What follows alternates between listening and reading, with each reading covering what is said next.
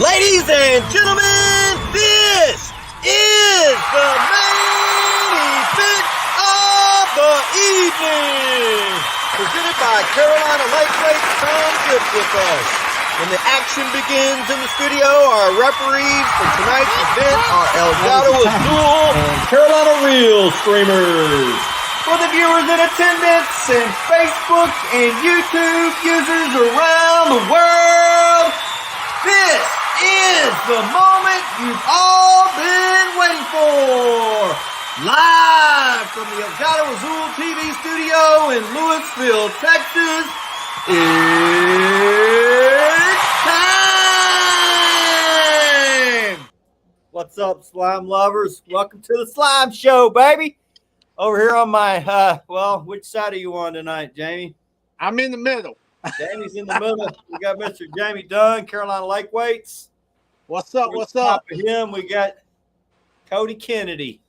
What's going on, everybody? How you doing, buddy?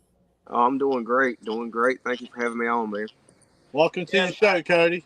I'm having some technical difficulties with streaming. I had some problems with even getting this live on Facebook booked. Now I'm looking on my page and it's on here twice. So I screwed something up. But Cody, for the guys that don't know you, tell us a little bit about where you're from, how long you've been catfishing, and what waters you're fishing. All right, y'all. So my name's Kody Kennedy. I'm from Eastern North Carolina, Goldsboro, and I've been catfishing heavy now for probably I'd say at least 12 years. I mean, I'm not an old man, so ever since I was old enough to get out on the river, pull a boat trailer and get down there, I've been fishing. Past couple of years, I've really kind of dove into it, and it's my passion. It's my passion, and I love it. I love targeting these small river systems here in North Carolina. My primary rivers are the Neuse River, which I'm at tonight. Y'all see behind me. We're out here on the water. Hopefully we can catch a fish while we're on here, but who knows? I fished the Cape Fear River, Tar River, and Roanoke River heavily. And then I branch out. I go other places. Those are my four primary rivers. Nice, man. Tell us what kind of bait are you using tonight, brother? All right, so tonight we got a mixture of baits. We've got 3 live baits out. We've got a bluegill, we've got a bass, and we've got a big shell cracker out there right now. And on the other side, over this mirror camera's messing with me. Over here, these baits, these are 3 big old pieces of gizzard shad up on the shallow bank. So we're gonna try to catch a flathead off of this deep bank. And we're gonna try to catch us a blue cat over here on the shallow bank. So that's what we're doing. Nice, man. Nice. Let's run through here and see who's with us tonight. We got Pontoon Jody says first. Welcome in, Jody. We got Francisco Aguirre. Welcome in, Francisco. We got Bruce Journey. Welcome in, Bruce. Helen's Vlog. Welcome in, Helen. We got Clayton the Fishing Nut. Welcome in, Clayton. We got King of Tennessee, Micah Burkhart. Welcome in, bro. And Richard Gadget Green. Welcome in, Richard. How you doing, buddy? Welcome in the show, guys. Tonight we're going to be talking flatheads. So, Cody, seems like you stay on them pretty good, man. I see you good fish pretty much all the time. So, not all the time, but I've caught 1 or 2. I don't think nobody can stay on them all the time. But I see that boat too up in some real skinny water. That's pretty cool. Oh yeah. How long have you had the jet drive? Oh, that jet drive. You got to have it really to fish these rivers around here. It's just so shallow most of the year. I see it in like 4 inches of water. I'm like, damn, that's crazy. Yeah, I've been seeing some of the videos you've been doing, man. Setting up the camera right there on the little sandbar and how you driving by. That looks pretty cool, man. Oh yeah, it's this boat really is amazing what it can do, and I try to avoid going through stuff like that all the time, but to get to some of these spots I like to fish, you got to run it, and you got to get up in there in some tight spots. But it's worth it when you can get down there to them deeper holes, and that's where them big flatheads are laying at. Yeah, that's the only thing holding me back sometimes from fishing some of the new waters up in your area. Is I've got a Pro Cat, and it's a pretty big size boat, and it's hard to get to some of those areas that y'all guys get to. Y'all fish a lot of the rocks and stuff like that up there too, right? Oh yeah, yep. So where I'm at right now on the Neuse River, this is a very sandy river. It's shallow. There's several sections where for 100 yards straight, it won't be that deep. I mean, it's just real shallow. But on the Cape Fear and then the Upper Neuse River and Roanoke Rivers, there's a lot of rocks that you got to watch out for. So yeah, I love fishing around some big boulders and stuff. That's them blues and flatheads. They tend to love to hide up in there. How deep's your water you're usually fishing in that stretch? It just varies. Right now, I'm sitting at one of the deeper spots in this whole stretch, and it's about 8 or 9 foot off of that bank over here. So it's not super deep. I mean, you're looking at 8 foot of water back there, and then on this other side over here, you're looking at like maybe 2 or 3 foot up on that bank.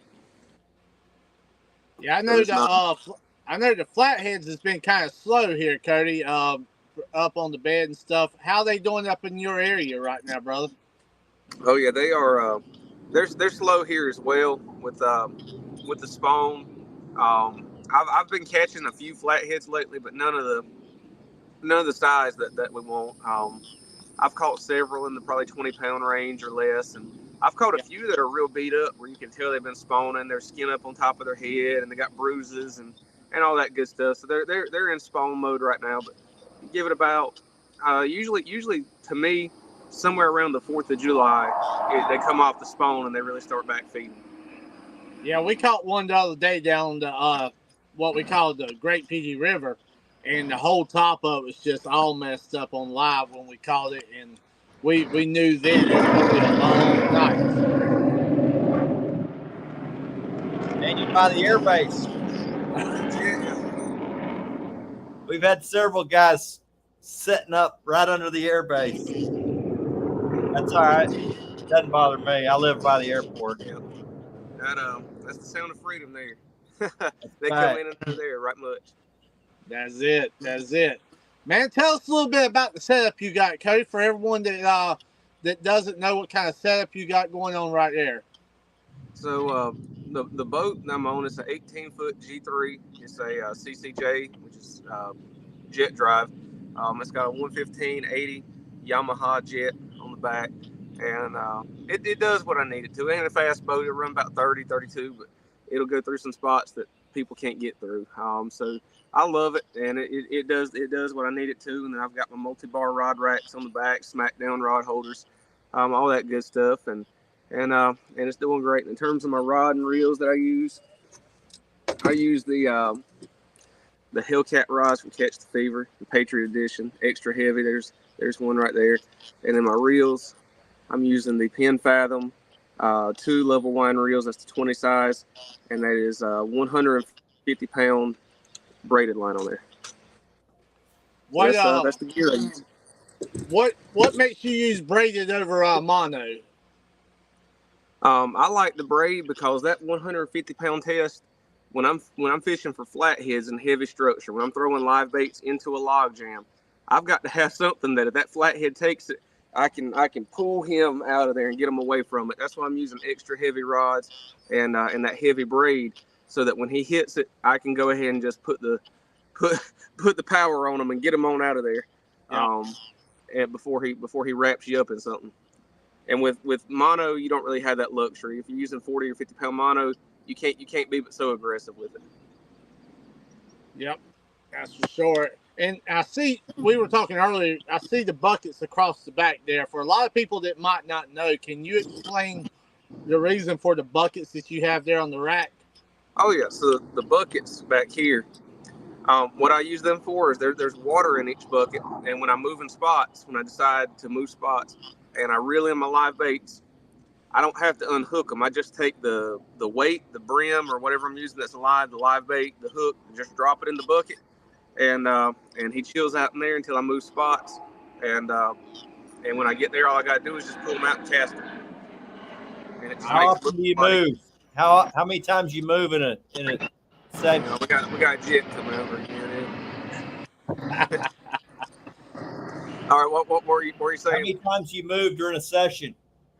So when I'm fishing these small rivers like this, I typically move about every 45 minutes during the night if I'm not getting activity, because the way I see it, these fish are pretty much isolated to the deeper spots when it's low. Because I don't think these fish move through 4 or 5 inches of water much. They can, but I just don't see an abundance of them moving through there. So I feel like they stay in the little deeper stretches, which might be 200-300 yards long. So if you've sat there for 45 minutes with good baits out, he's going to bite it if he's there. And if you've not caught him in that time period, I just feel like staying beyond that is really just kind of wasting your time. And I pack up and move to the next spot, and I How just hit a far bunch are of the spots. holes apart when you got to make a move? You said what?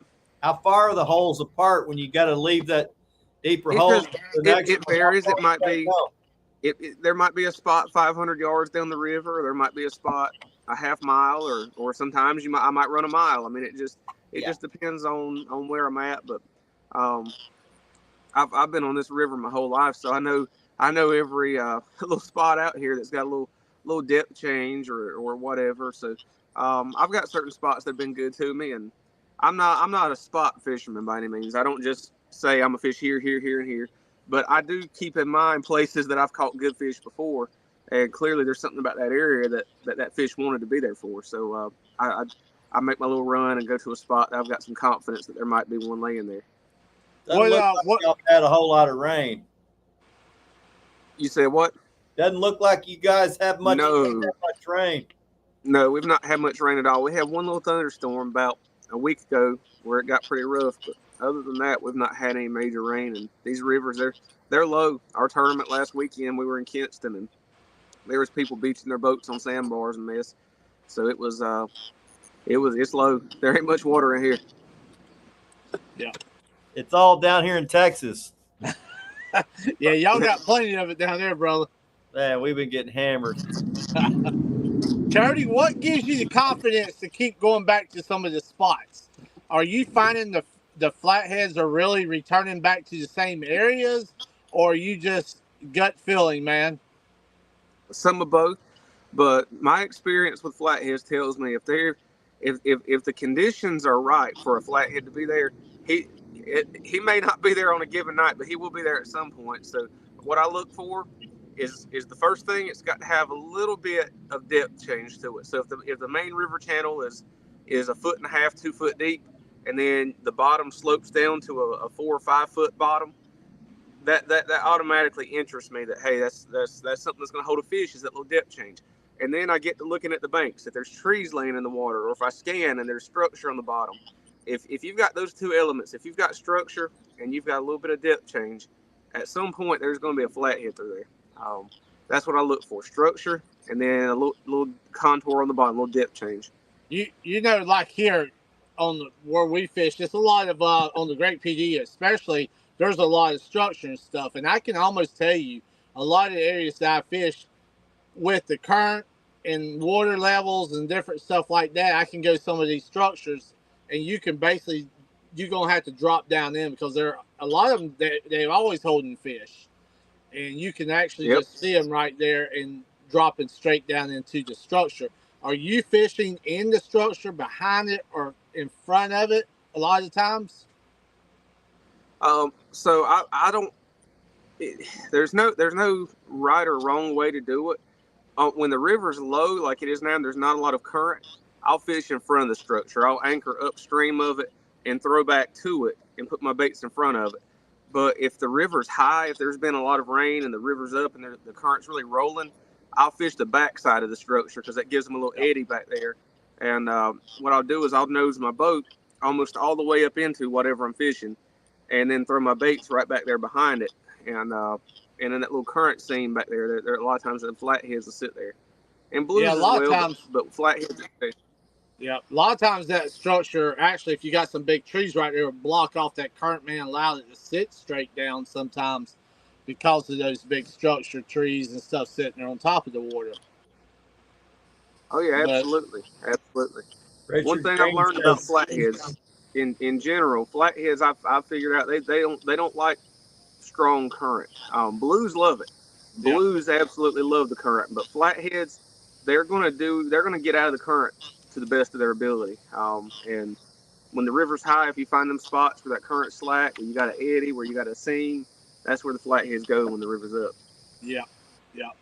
Richard Green says, "Can you see the flatheads on the bottom of a log pile with your fish finder?" It's honestly in this river, no. But that's because the water's so shallow. Even the deeper spots, you're only talking 7, 8 foot of water. Your cone of sonar is very small when you're in shallow water. So unless he is right underneath you, you're not going to see him. And also, some of the structure of fish is so dense that deciphering what's a fish from what's a limb and what's this, even with down imaging, is hard. Yeah. With flatheads, I'm side more or less. Yeah, I have side imaging as well. And even with that though, it's just that bank is so ate up with structure. I mean, there's trees and logs and whole treetops down there and boulders. I mean, it's hard to actually see anything. But when I find the area that's got that much stuff, I know flatheads. That's a flathead magnet, and there's a high probability that there's 1 or 2 fish hanging around it. So, to answer your question, no, I don't mark fish a lot, but I mark the stuff that fish love to hang out in. So that's like almost one and the same. So when I see something that they like to hang out in, I fish it. Guys, he absolutely agrees with depth and structure. Yeah. Yeah. Guys, also, if you have any questions, feel free to put it in chat for Cody or any of us in chat. So definitely put it out there if you have any questions according to flatheads or anything like that. We'll be more than happy to answer them to the best of our knowledge, that's for sure.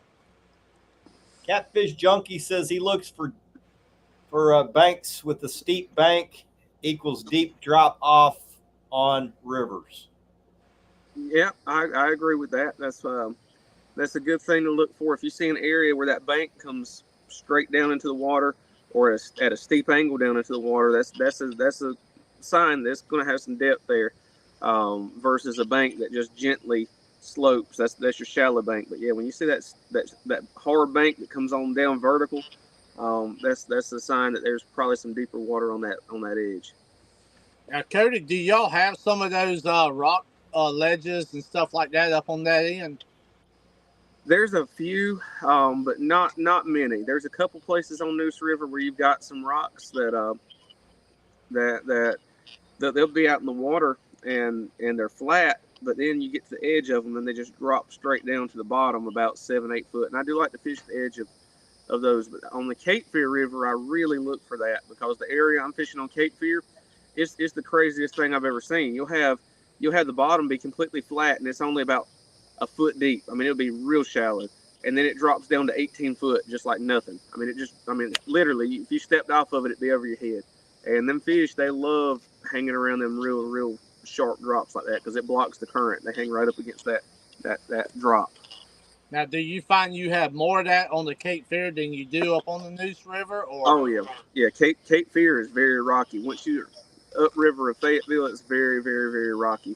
And that's the area I love to target. And the fish, like I said, they just love to go up in there and hang out when you've got those drops like that. Nice, man. Nice. Catfish Junkie says, I catch fish with bait in the water.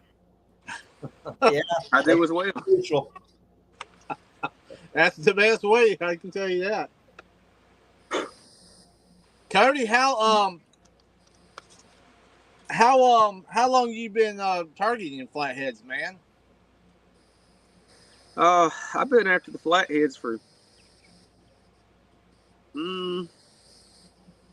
probably about as long as I've been catfishing. Now, I will say it was rough sledding when I first got into it and trying to learn it, and I was doing things wrong. And one of the biggest misconceptions that people have is that you've got to go find the deepest spot in the whole river and fish it. At certain times, the fish will be there, but I'm not afraid to fish 3 and 4 foot of water either, because on this river, 3 and 4 feet is plenty deep. A fish will hold in that. So that was one of my biggest mistakes when I first started fishing was was I was passing by good spots because I was going and looking for 10, 12, 14 foot of water. And I figured out that you don't need that. A lot of my bigger fish come out of 3 and 4 foot. Um, if he's got enough water to cover his back, he'll be there.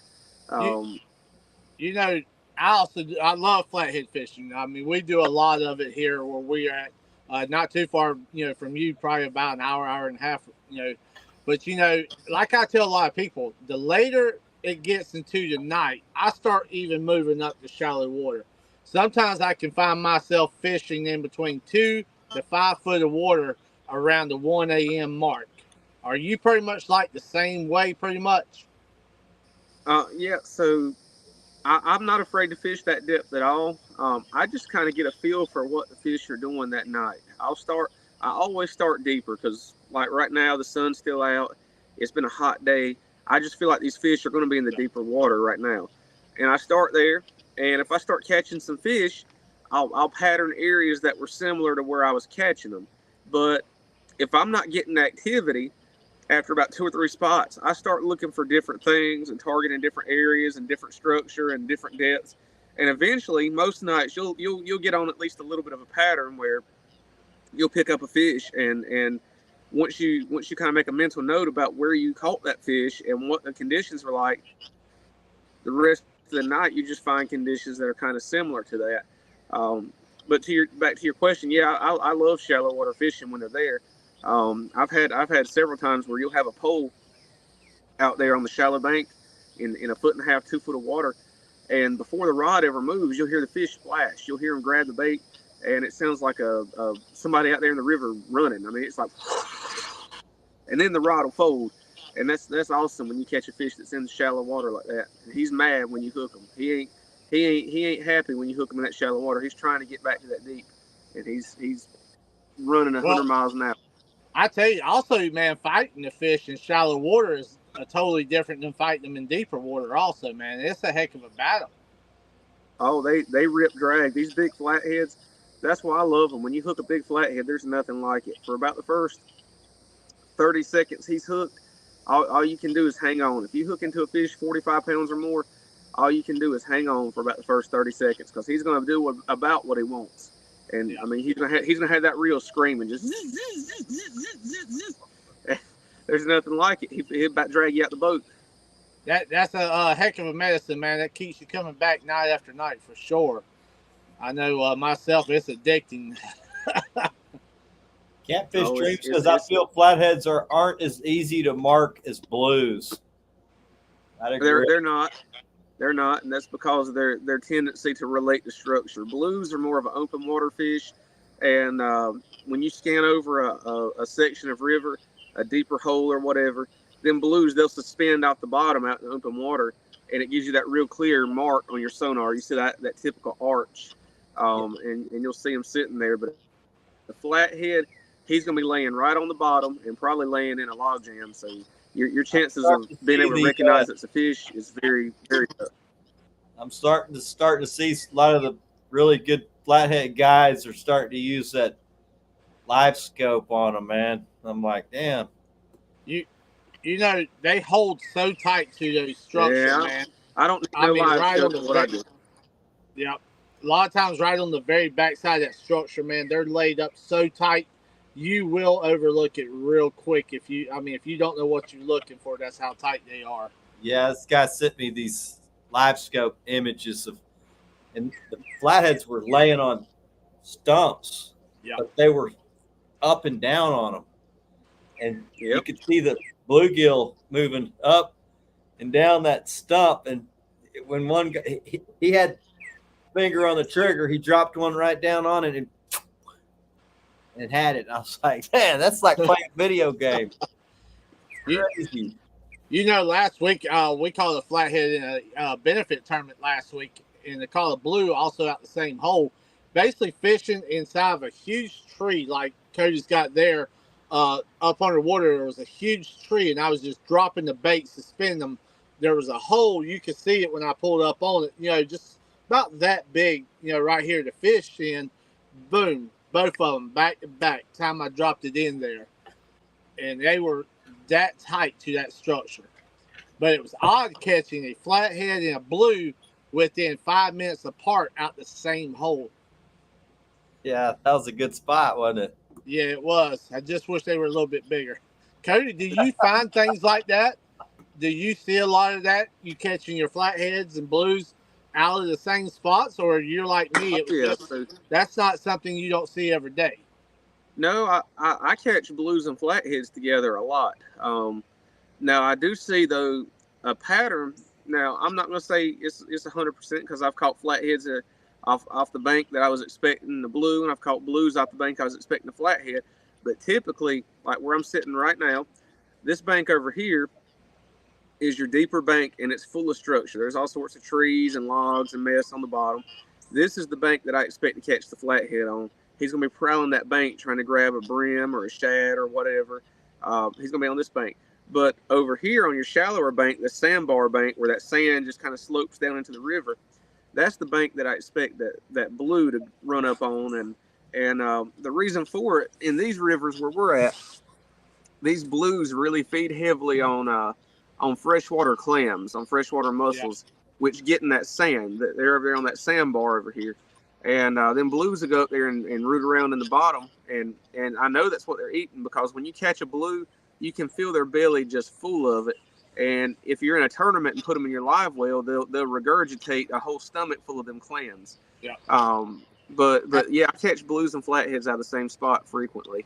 Now, do you also? I know probably up and around the Cape Fear a little bit more. You see a lot of the blue crabs. I know I've seen a lot of the here in Myrtle Beach.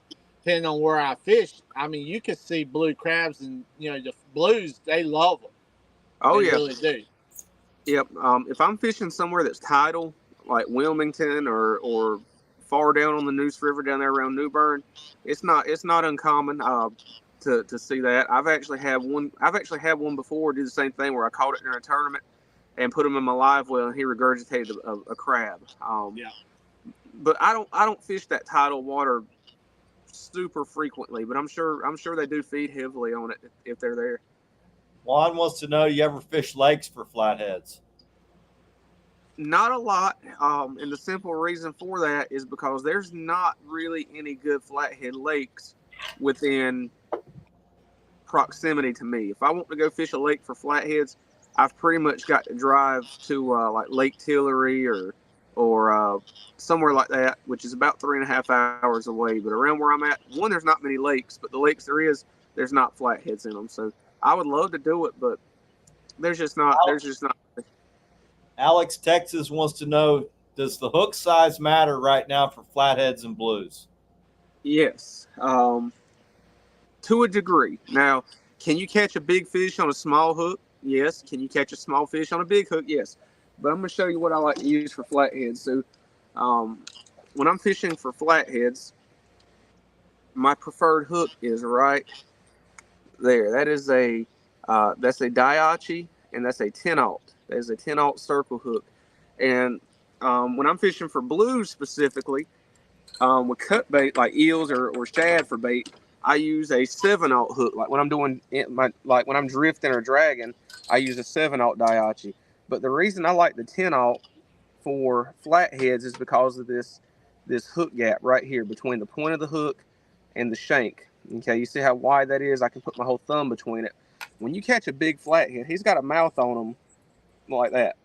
And you want something that can get behind his teeth pads and hook. And a lot of times if you're not using a big enough hook, that hook just won't catch anything, and it comes right back out of his mouth. So I like a wide gap hook when I'm fishing for flatheads specifically. And I'll use a wide gap hook like that for blues if I'm fishing with real big baits. But for blues, I tend to go with a little bit smaller hook, 7-aught. And then for flatheads, I like to use that 10-aught hook right there because it gives you a little wider gap.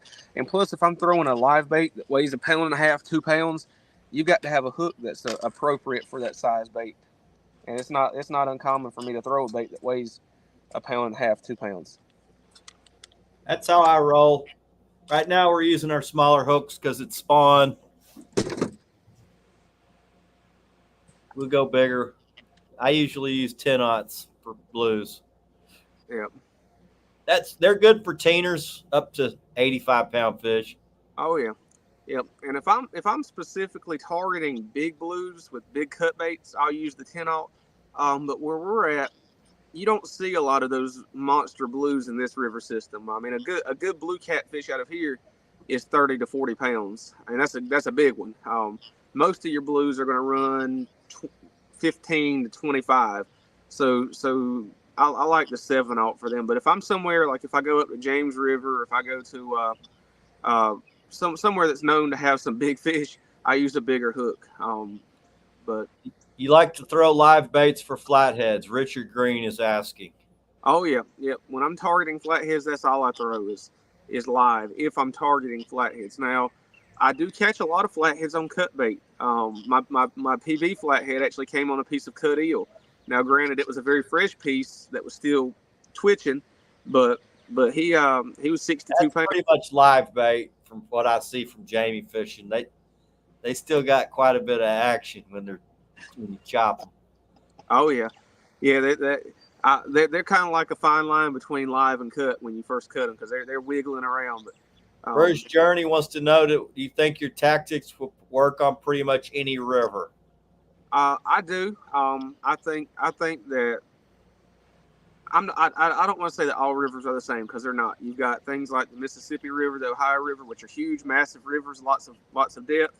But if you're on a naturally flowing river, which is not dammed up, not affected by dams, where it's just flowing freely, I feel like flatheads are going to relate to the same type of stuff, regardless of the size of the river. I feel like they're going to be in the areas that have the depth change, and they're going to be around structure. I don't think the river's location matters. I just feel like there's still thing that probably makes the biggest difference is big rivers got more current, so it's going to change a lot of things between a shallow turbid river and a deep running hot heavy current river. Oh yeah, absolutely. If I was on a high, if it was extremely high current, the first thing I would look for is any sort of big current break. It could be if you're on a real big river system, it could be like a wing dam, like on the backside of a wing dam where you've got that big eddy, or it could be a drop off where the river quickly goes from on one of the bigger rivers. It might go from 8 to 12 feet in the channel and drop down into a 30 or 40 foot hole right on that drop. I mean, anywhere like that though is where I would start looking for fish at. Cody, I know here, and I know you probably have it there, is a lot of, you have some rivers that has a lot of structure, like the Great PE River, like the Neuse River.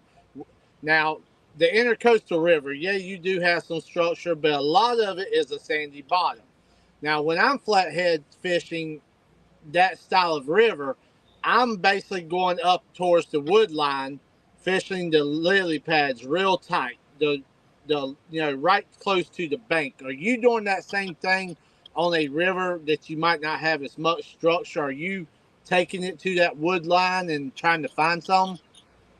So yeah, if I'm in an area that doesn't have any like woody structure, I'll look for anything else that will substitute, like a lily pad line or any little thing on the bottom. If you ride along that bank long enough, you'll see something down there. Yeah. And anything like that, they'll relate to. And also, if you're in a situation like that where you're on the lower end of a river, another thing I look for a lot is little creek mouths or something that come in, and target that, because it seems like flatheads love to go up in little small tributaries and come in and out during the night. I'll target that. I'm like you. They love to use that little highway, for basically a trap. A lot of times, I found a lot of them sitting closer towards the mouth real late at night, using that as the bait fish come in and out as a trap, pretty much. Is that kind of what you're seeing too, or are you kind of moving up in it? No, I sit. If I'm fishing a little tributary like that, I just sit right at the mouth of it where it meets the main river.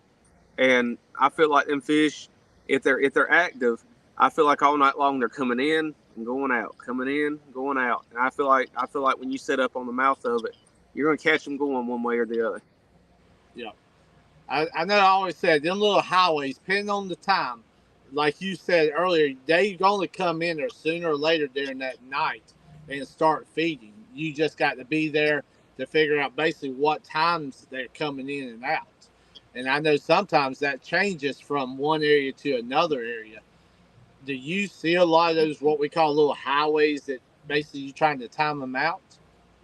Yep. I target that a fair amount on the river. Actually, where I'm at right now is somewhat of an area like that. Yeah, I look for pinch points. So if you're going down the river and the river's this wide, you might get to an area where the river narrows down just a little bit, and then if you find that area where it's going around a bend or whatever, or it narrows down, them fish have to come through it. I mean, if they're moving, they're going to come through there. So if you find a funnel or a pinch point where they've got to swim through a smaller piece of water, that increases your odds because they're going to pass your baits. I mean, you can throw your baits from one bank to the other. If a fish comes through, he's going to swim past the bait.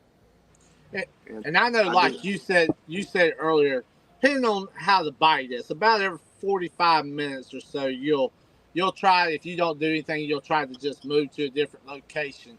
And myself, I find that works a lot of nights. And I tell you what I have done, because I couldn't figure out the timing right away. I have set in spots for like 2 hours and then bam, catch a big one real fast. But, you don't do that a lot. I'm like you, I like to kind of give it about an hour. If I'm not doing anything, I'll move around till I figure that timing out. Yep. Because myself, it seems like each area or each hole, it has a different time that they like to travel that area. Oh, yeah. And these big flatheads, they're real funny. You might fish a hole tonight and not get a bite, and come back 2 nights later and catch them. And I don't think it's because he wasn't there and then he came into it.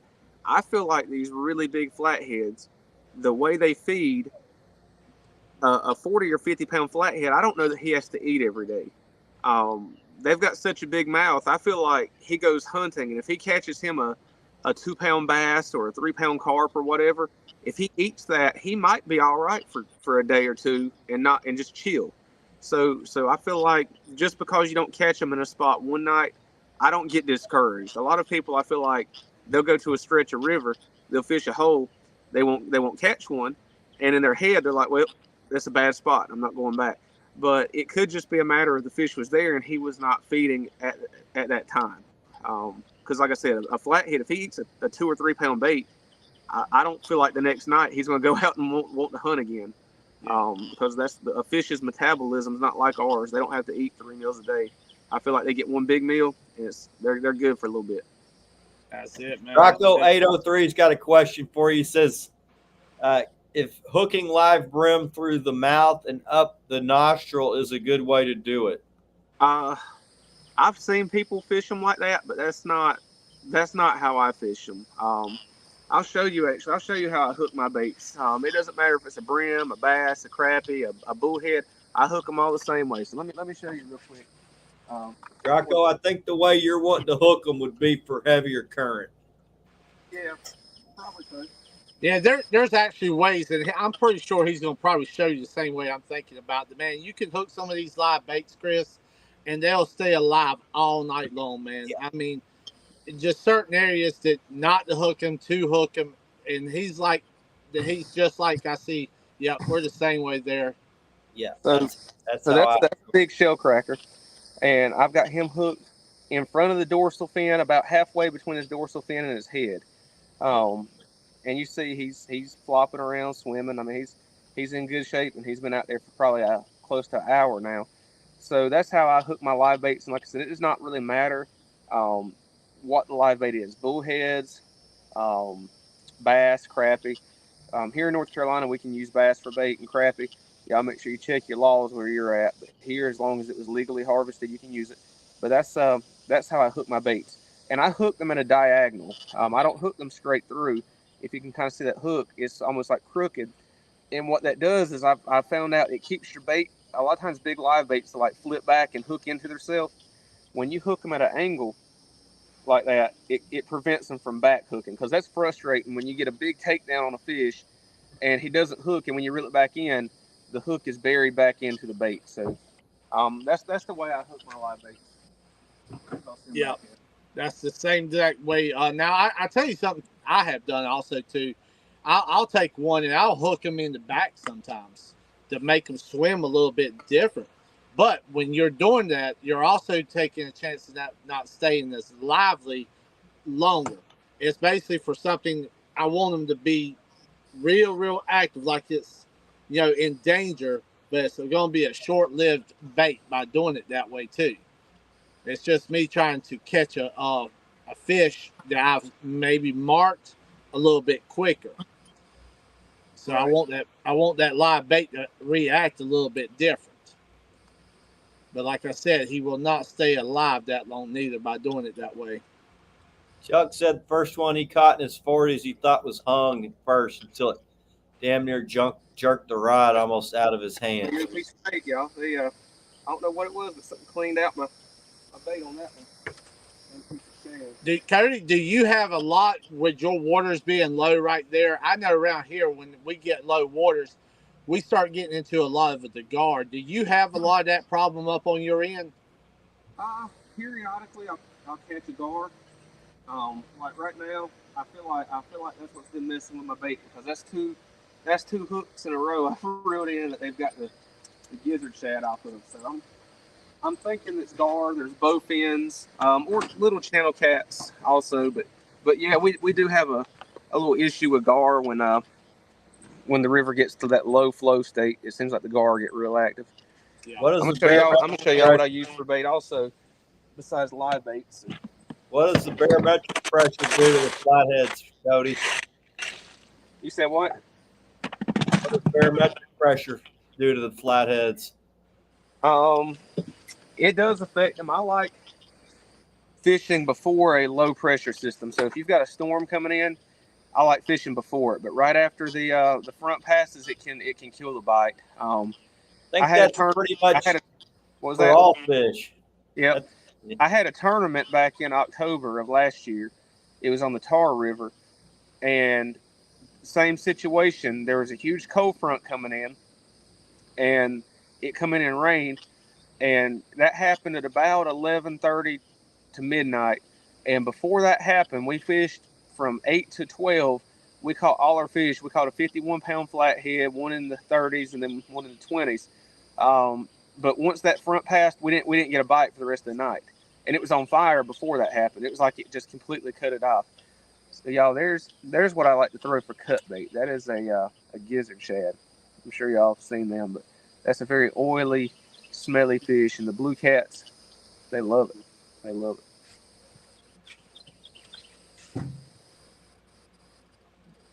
We use those a lot here in Texas.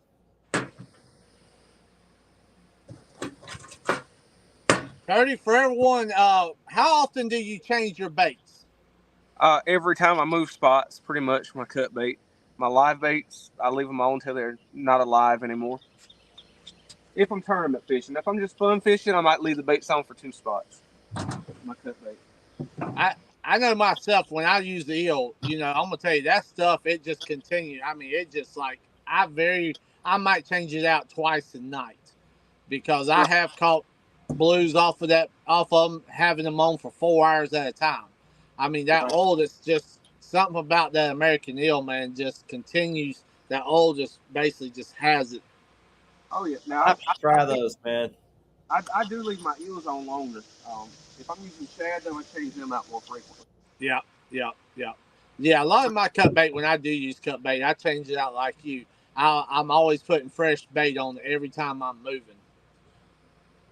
But that eel, man, I'm gonna tell you, that stuff, man, it's a heck of a bait. They're native here, but they're on the endangered list, so I bet they'd work. Oh yeah. Now with my cut baits, I'll show you how I hook them. Especially the shad head. That's a good piece of bait. I've caught a lot of flatheads on a shad head too. That's a good bait right there for anything because it puts out some scent. But I hook it right through the nose because it's the hard part of the bait, and leave a lot of that hook exposed. I'm throwing this right now during the spawn. I'm chunking those little chunks like that. Yep, that's That's a good bait. And flatheads, I feel like they prefer live bait, but I'm not scared at all to throw that either because a flathead, he'll eat that. He'll eat it. I've caught a lot of flatheads on shad heads. Cody, cut bait compared to live bait. What's your percentage? Which one are you using more? Oh, for flatheads, it's 90% live bait. Yeah.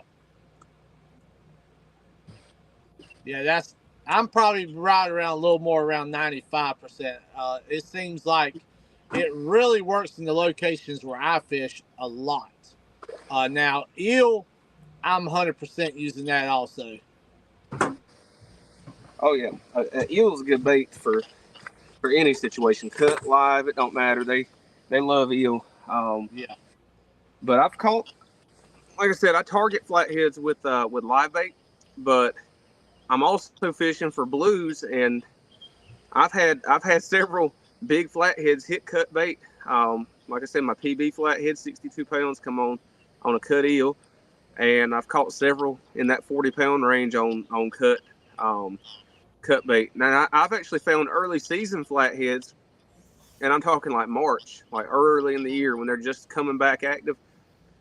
I almost feel like they prefer cut bait during that window when that water temperature is in the low to mid 60s and they're just kind of waking up from winter and starting to move.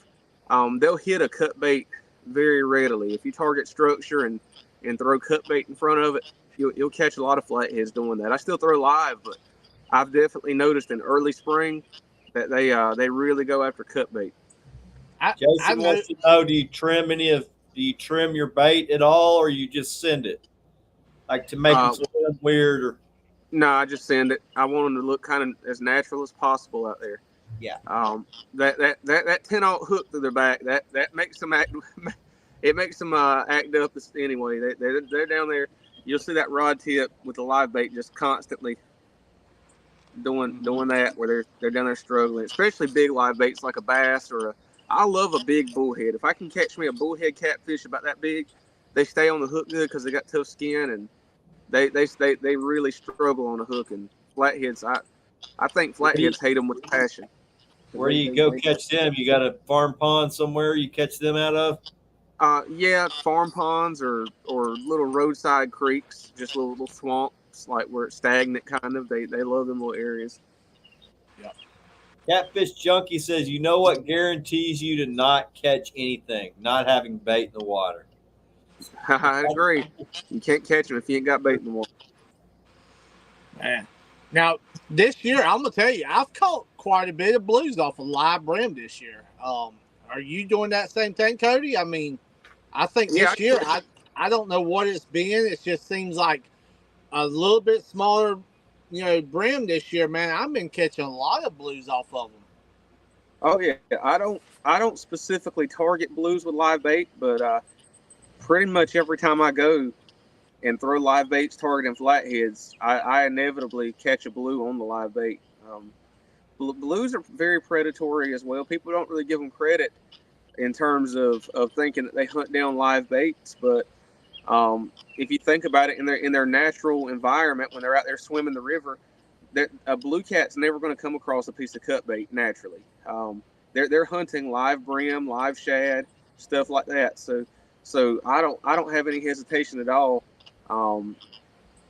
catching blues on live bait because that's what they're feeding on naturally is they're catching and eating live fish. There's not a whole lot of dead stuff floating around in the water unless you're around some type of predatory game fish like striper or sand bass that are feeding, injuring bait fish.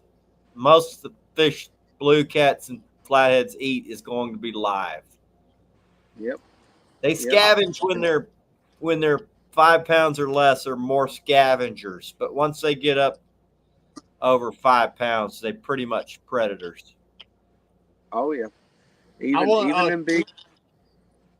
Those big blue cats, even at like James River. I mean, you're talking 70, 80, 90-pound catfish. People don't give them credit, but those big catfish, they're feeding on gizzard shad. They're hunting down schools of gizzard shad and catching shads that are that long and eat them whole. So it's really mind blowing to think that something, because a blue cat looks like a big fat lazy fish, but they can swim fast when they need to. I've seen them at nighttime up on the shallow flats, and I'll fly up on them on the boat, and you'll see them. They look like a submarine. They'll take off. Yeah. I mean, they pure leave a wake on the surface. They're fast when they need to be. Chris, while we have a second, Jeremy, Tournament Cats, I want to say congratulations on a very good tournament he had this weekend. Jeremy, it was it second or third? It was less than a pound or something like that. But I want to say he caught a heck of a flathead. They done real well down in Santee this past weekend. I just saw some balloons flying. What was that? I don't know. I've been seeing that myself. It's kind of like, what in the world? I've never seen that before. I don't know. But I saw it earlier. I don't know. That's crazy. Yeah, second place. That's right. Second place. It was a very close tournament. So congratulations to them down in Santee this past weekend on a heck of a tournament.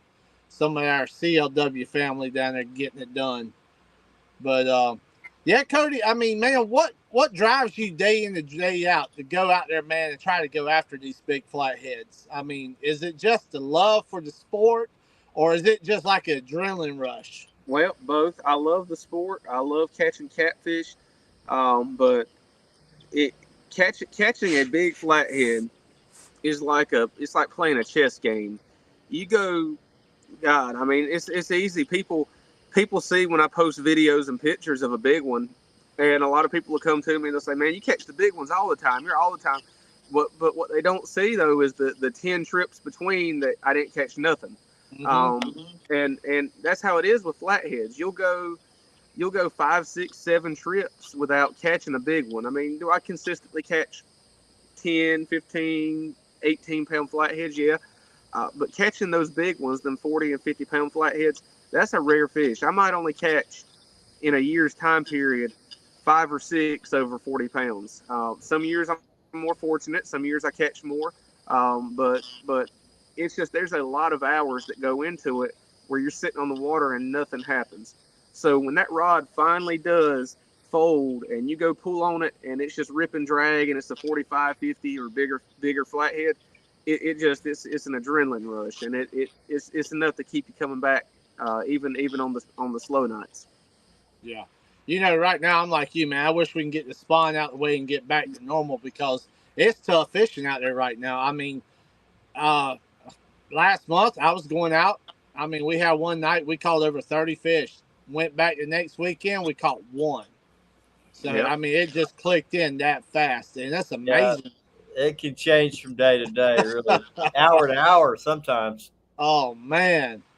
Jeremy says, is it your birthday? I'm not sure who he's referring to, but anybody's birthday?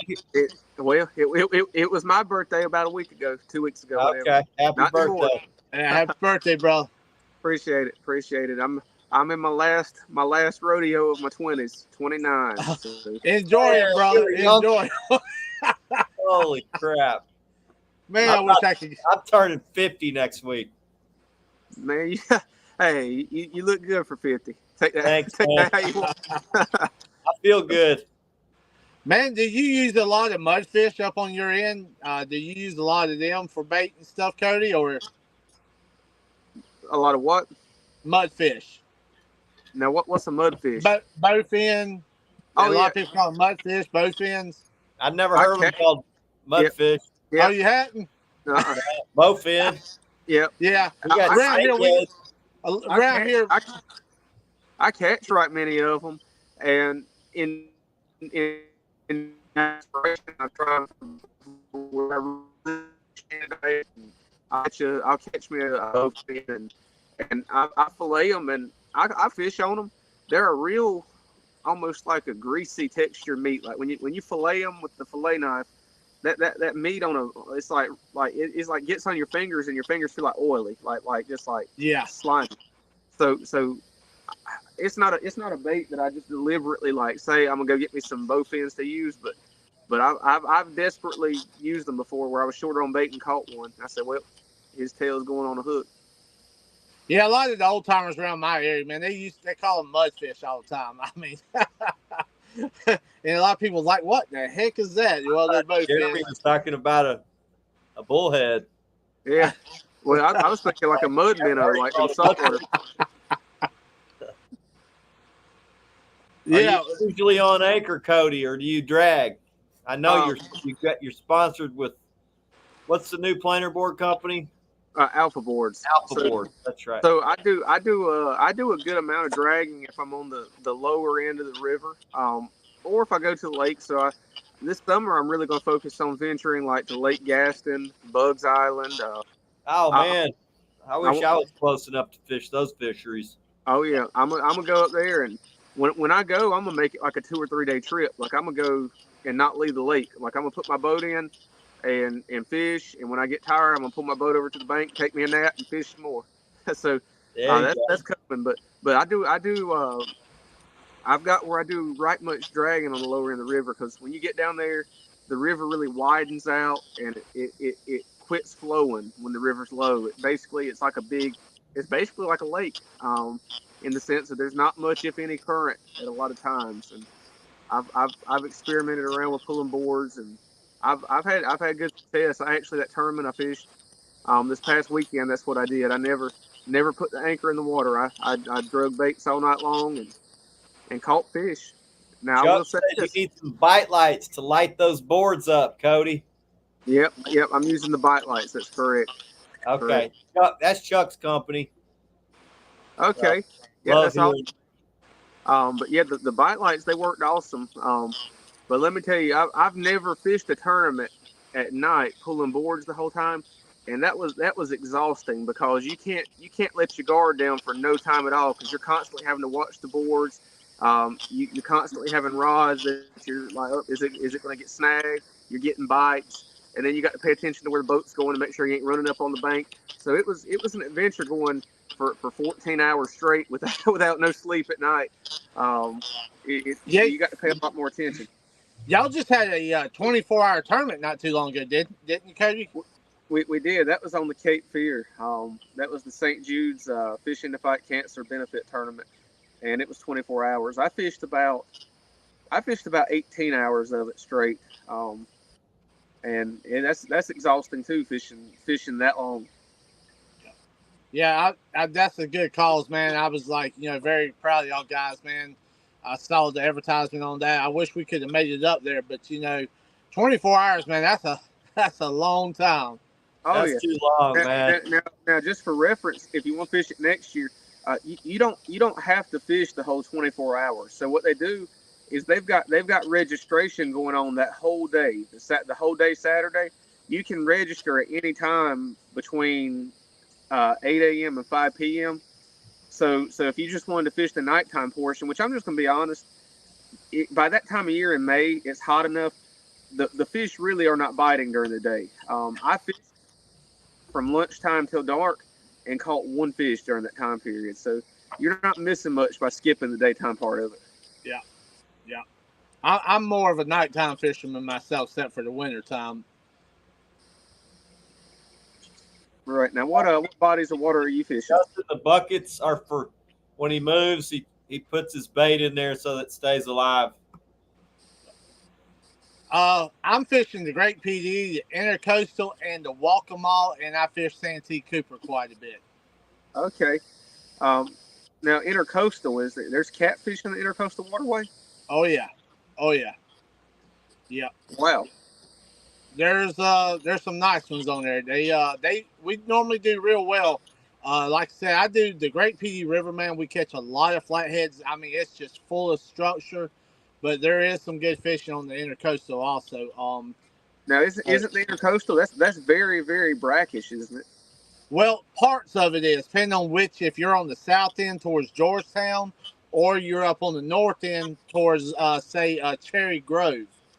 Depending on which end. Now, right. The center of it, I mean, it's more fresh water, because you have the Great PD River coming into the Intercoastal, which is all fresh water.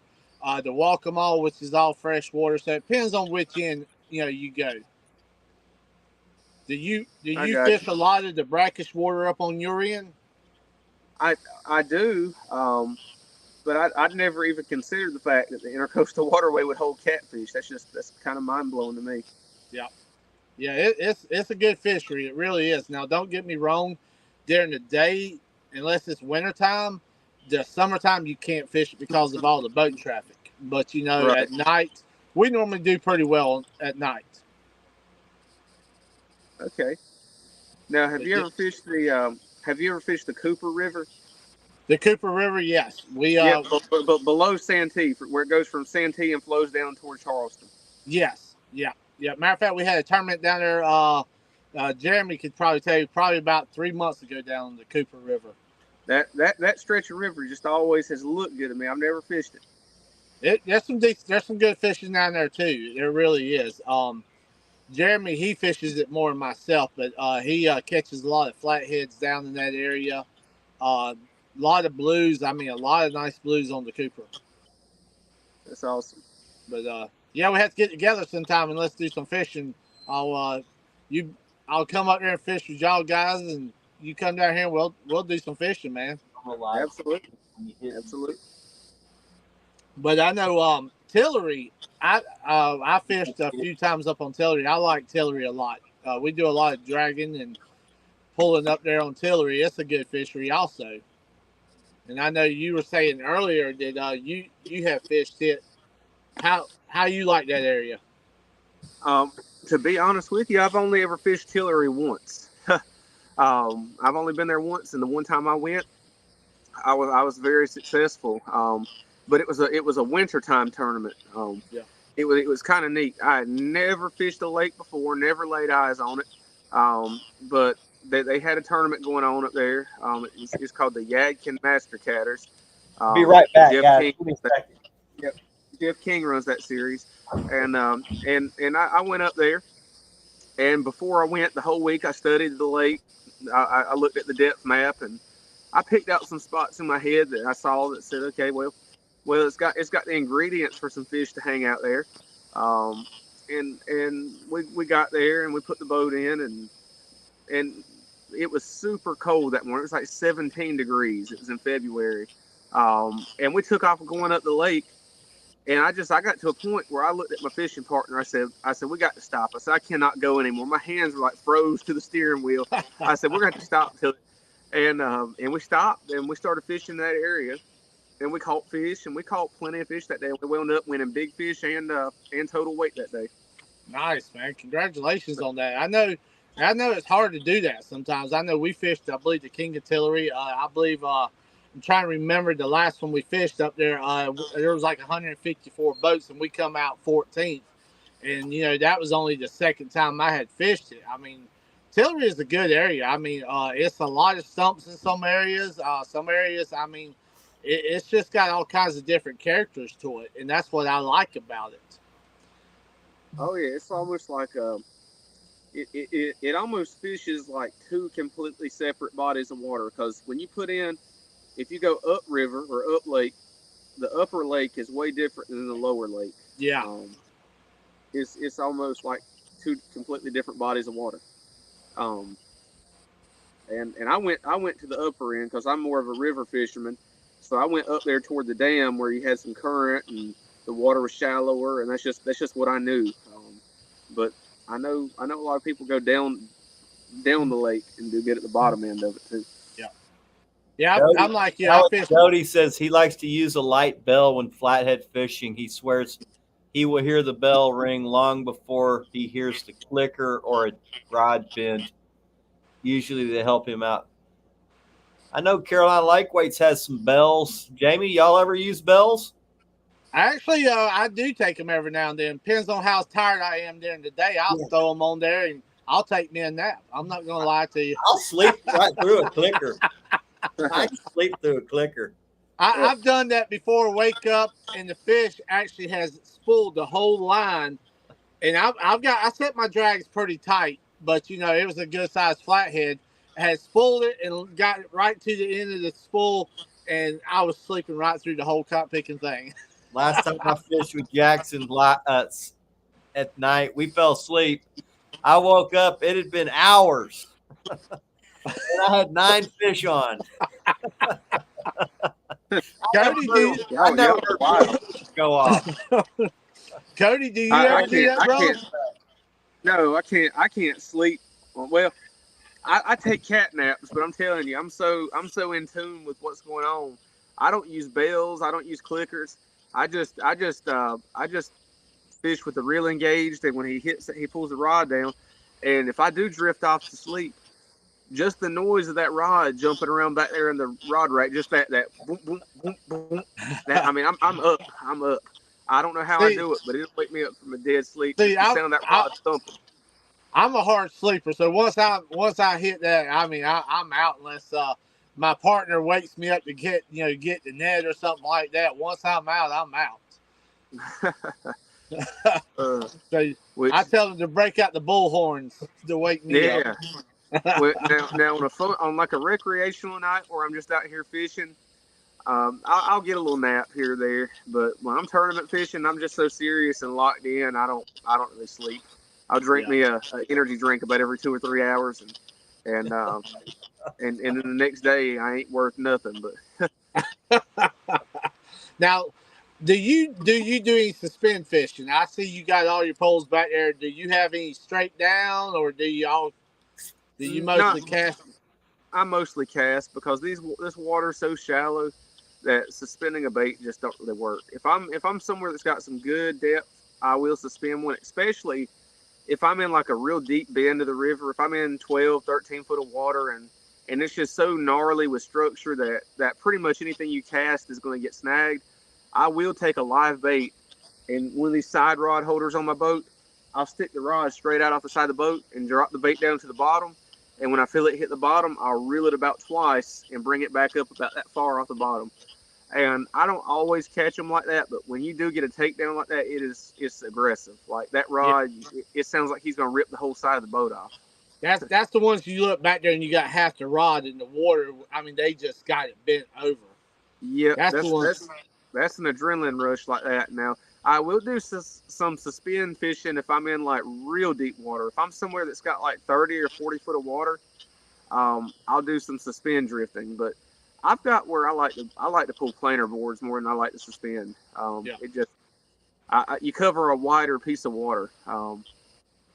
But it is fun though. Suspend fishing. There's no beating when you have a rod that's already parallel to the water and something hits it, because like you said, that half the rod's in the water when he's taking it. That's it.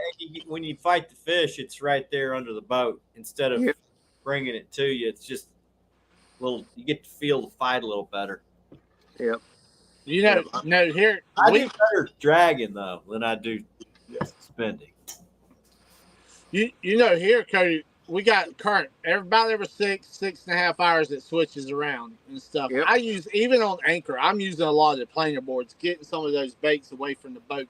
I know you set up there, the current, you don't have as much current, or it's more of a slow style river and stuff like that. Do you ever find situations where you do find current and do that, or you don't worry about it? So I don't worry about it where I'm at now, because like you can see, the river's so narrow. You can see this bank and you can see that bank. So with the current low, I can just take a 10-ounce sinker. I use 10-ounce sinkers, and I can just carpet bomb the whole river and have it covered from bank to bank. But if I'm fishing the lower end of the river where it is somewhat tidal, it's not a super strong tide, but it is tidal, and the river might be 200 or 300 yards wide. The planer boards do let me get a lot wider spread. I might throw 4 off the bat without a planer board, but then I'll run a planer board and use it almost like an outrigger. It'll drag the baits way out. Like I can get them 40, 50 yards off the side of the boat if the current's enough. I find that it works sometimes a right good bit, especially for blues, not as much for flathead fishing, but for if I'm going after with blues and stuff like that, I mean, it's just like basically pulling them. I mean, that current's doing all the work, and you're catching a lot more blues too. Oh yeah, absolutely. It works well.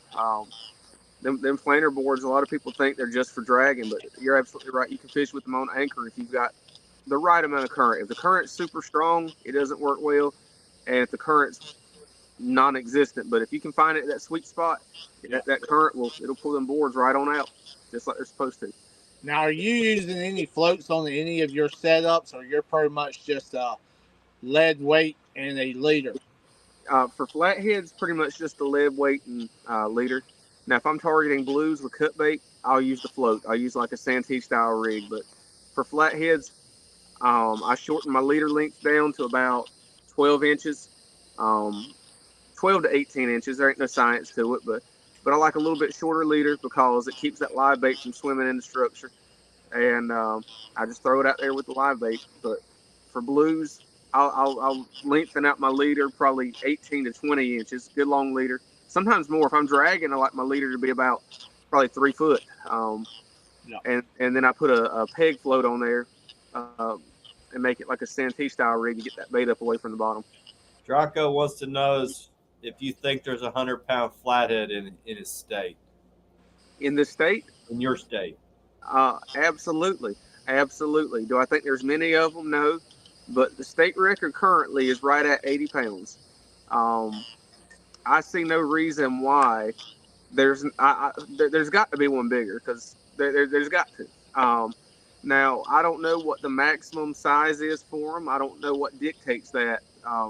I don't know. I mean, obviously the amount of bait, but the world record flathead's 123 pounds. So I don't know. I definitely feel like there's 190 pounds somewhere.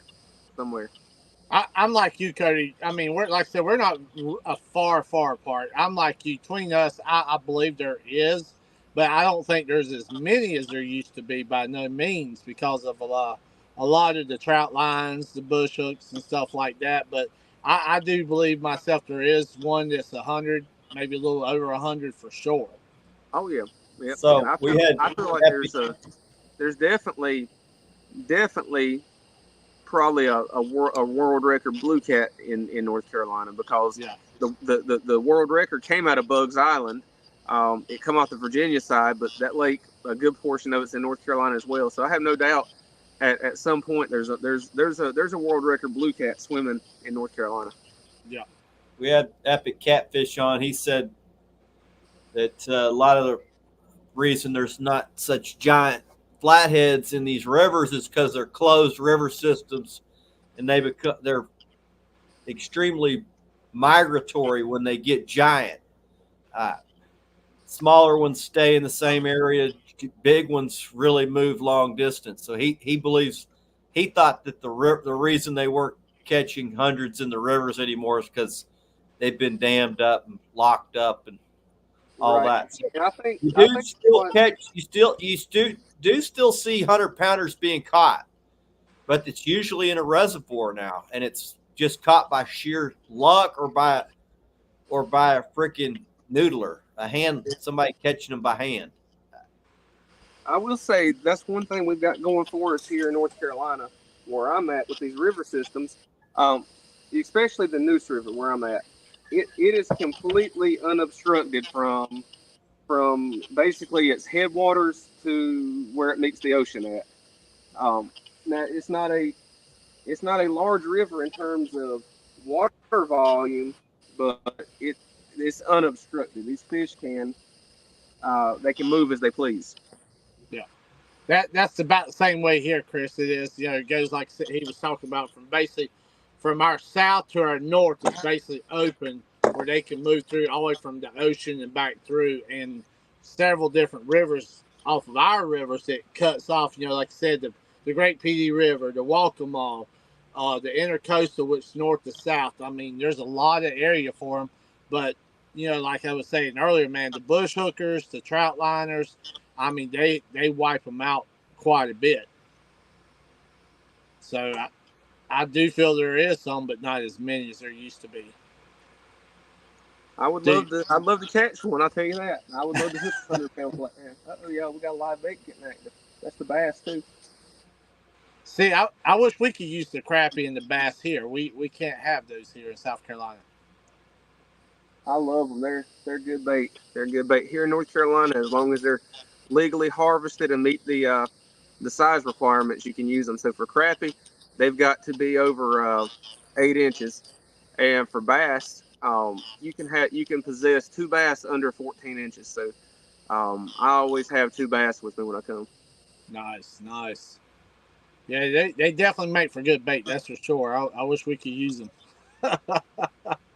So I don't know nothing about that. Yep. Hey, well, bullheads. That's where it's at. Yeah, for Bullheads. sure.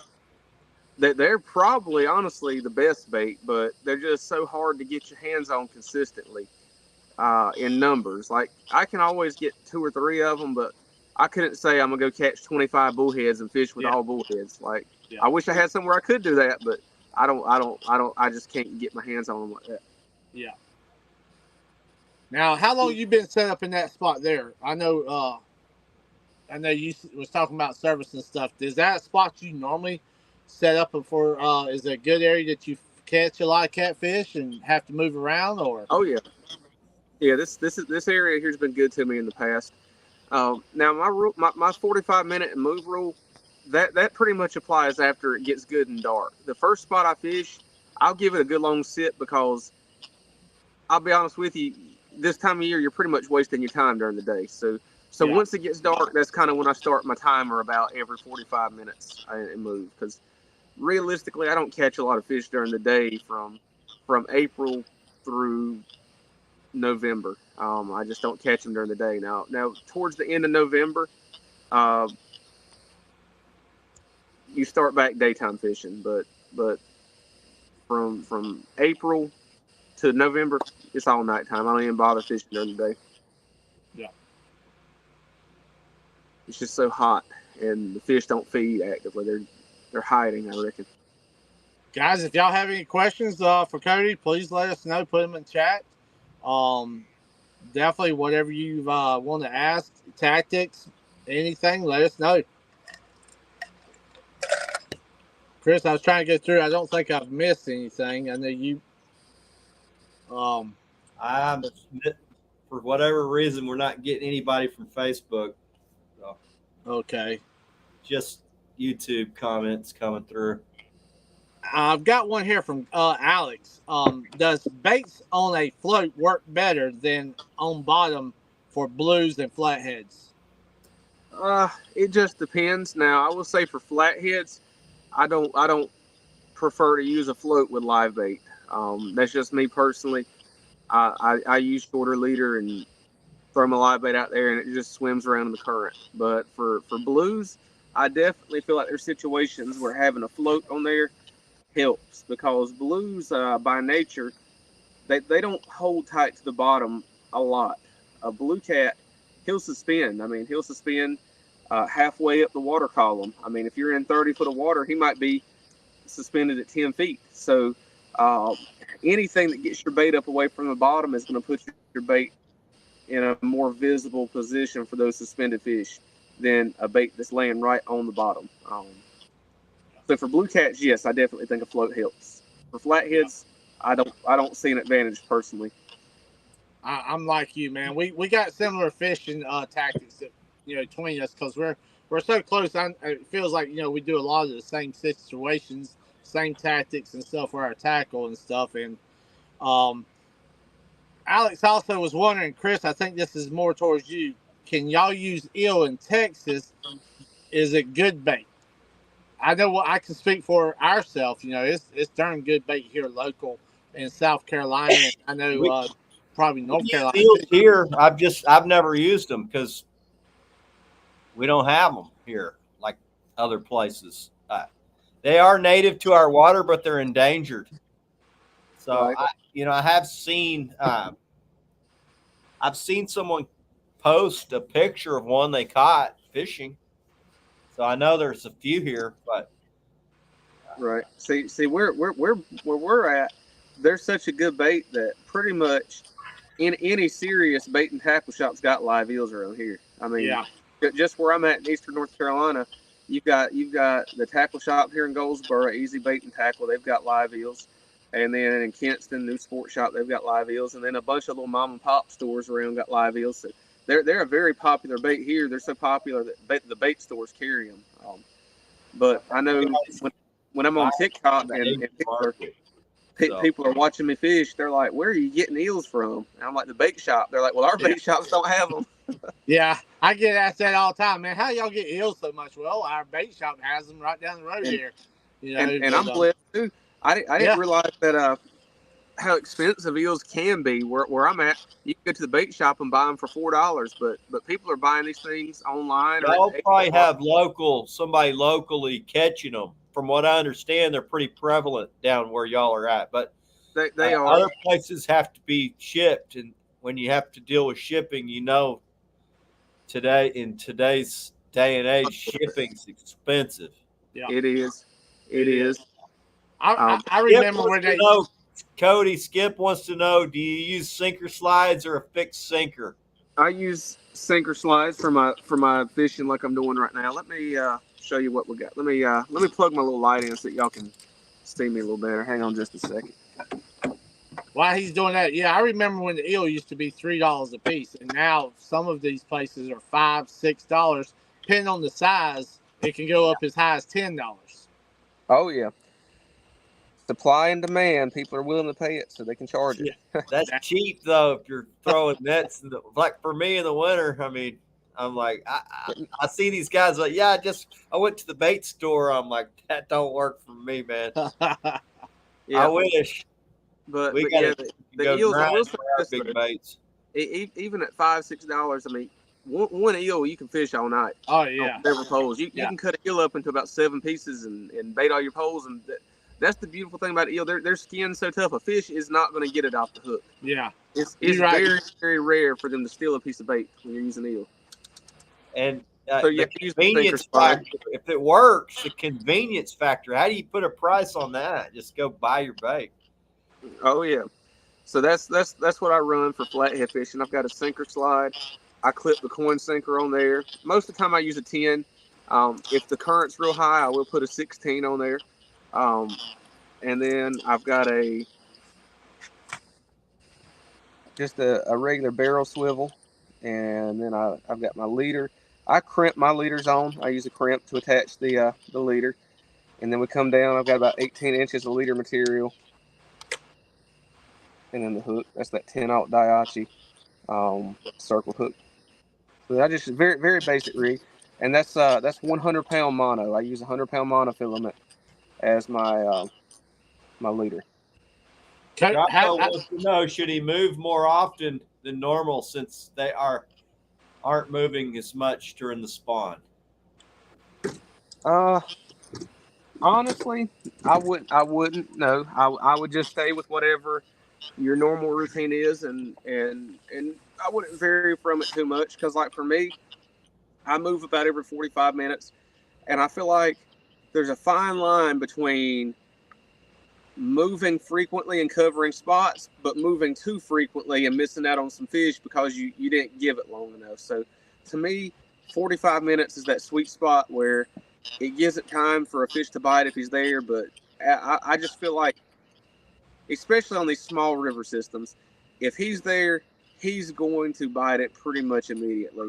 Most of my big flatheads come within 20 minutes of anchoring and throwing my baits out. I mean, it's pretty instant. You throw your baits out, you sit down in your chair, and 10 minutes later, one of the rods just folds and he's on it.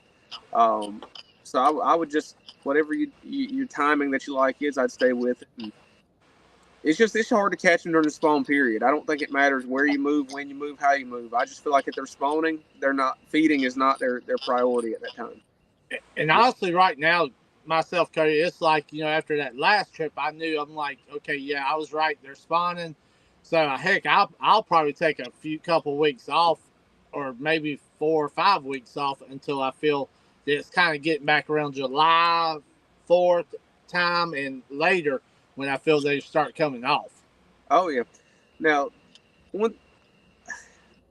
I somewhat have done that in the past. I'll give it almost like a little mini break where I don't fish as heavily. But one thing I've learned, they don't all spawn at the same time. Some of your fish spawn earlier, then some of them spawn a little later. So there's always some active fish that are not spawning. But yeah, you can always get lucky. I just feel like it it cuts your percentage of catching a big one in half, basically, because I feel like about half of your fish are going to spawn on the earlier side, like from early June through mid-June.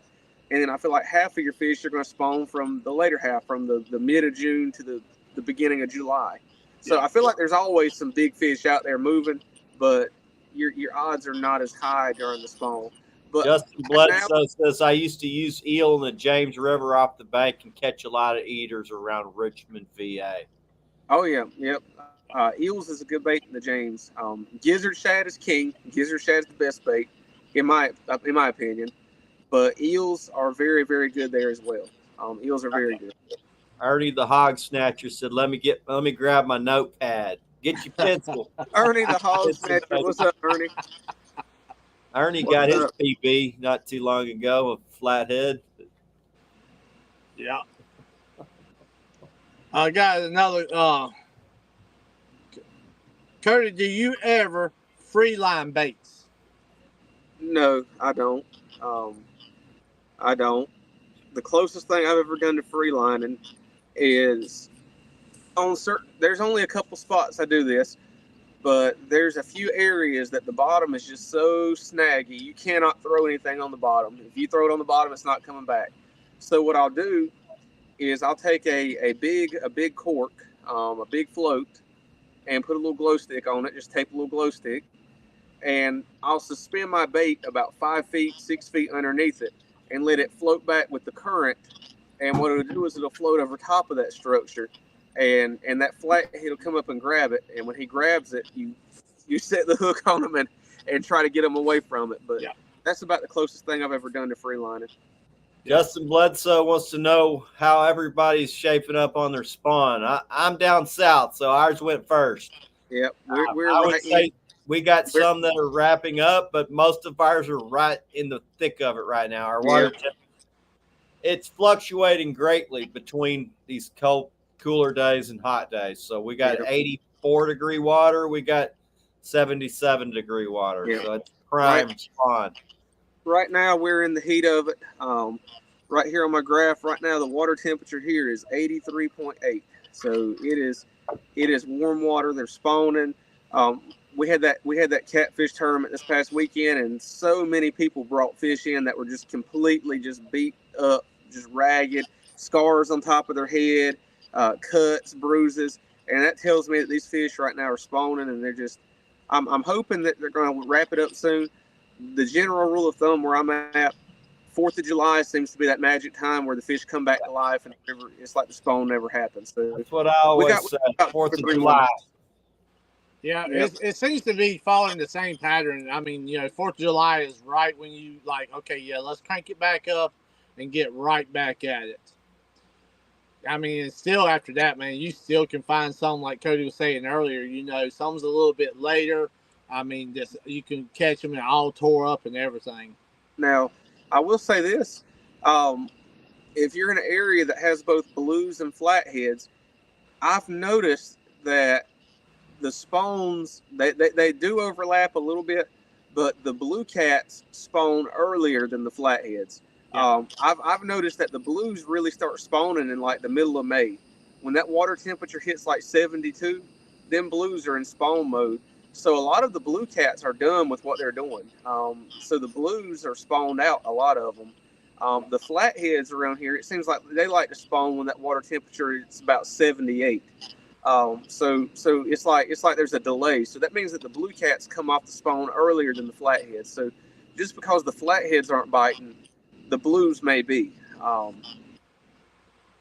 For us, we got threadfin spawn here.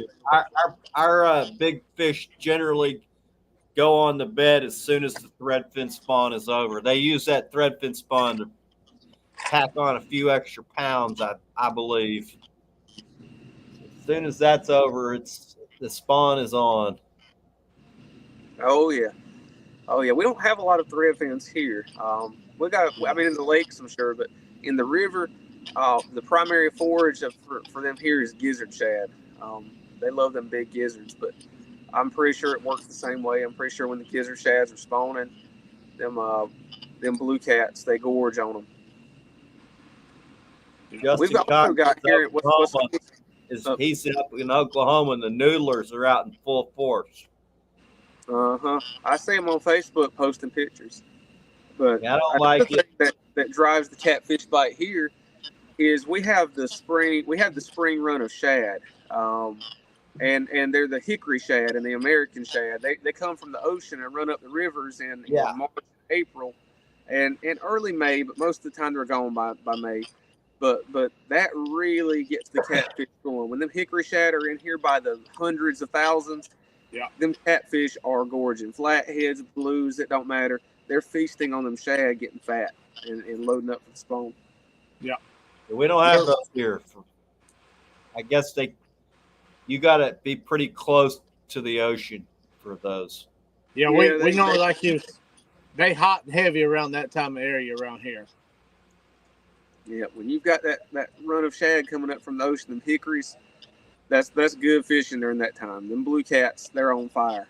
They're on fire. You catch them left and right because they're feeding heavily. Cody, I see you do a lot of your taping, man. You do a lot of your editing and stuff. What got you into doing a lot of that with the GoPros? I mean, what? I see you do a lot of good work with that, man. Well, I just I started. It's kind of interesting. So I've always fished. But I've never up until the past about 2 years had an interest in filming and making videos. But a couple years ago, with TikTok getting so popular, I had all these videos on my phone from years and years and years and years of fishing that I've just videos and stuff. And I said, I'm gonna start uploading a couple videos on TikTok and just because.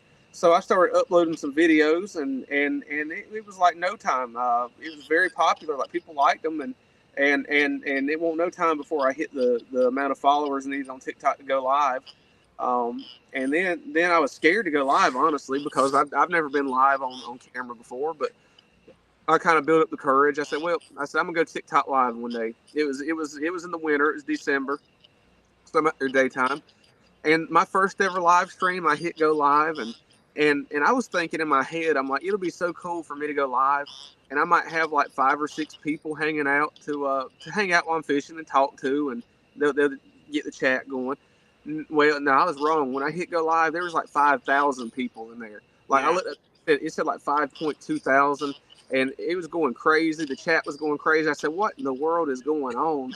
And it kind of took off from there. And I enjoy fishing on live, and that's just led me to kind of expand what I'm doing, make videos, edit, and make content. And I just enjoy doing it. I love fishing, but I also love sharing my fishing with other people.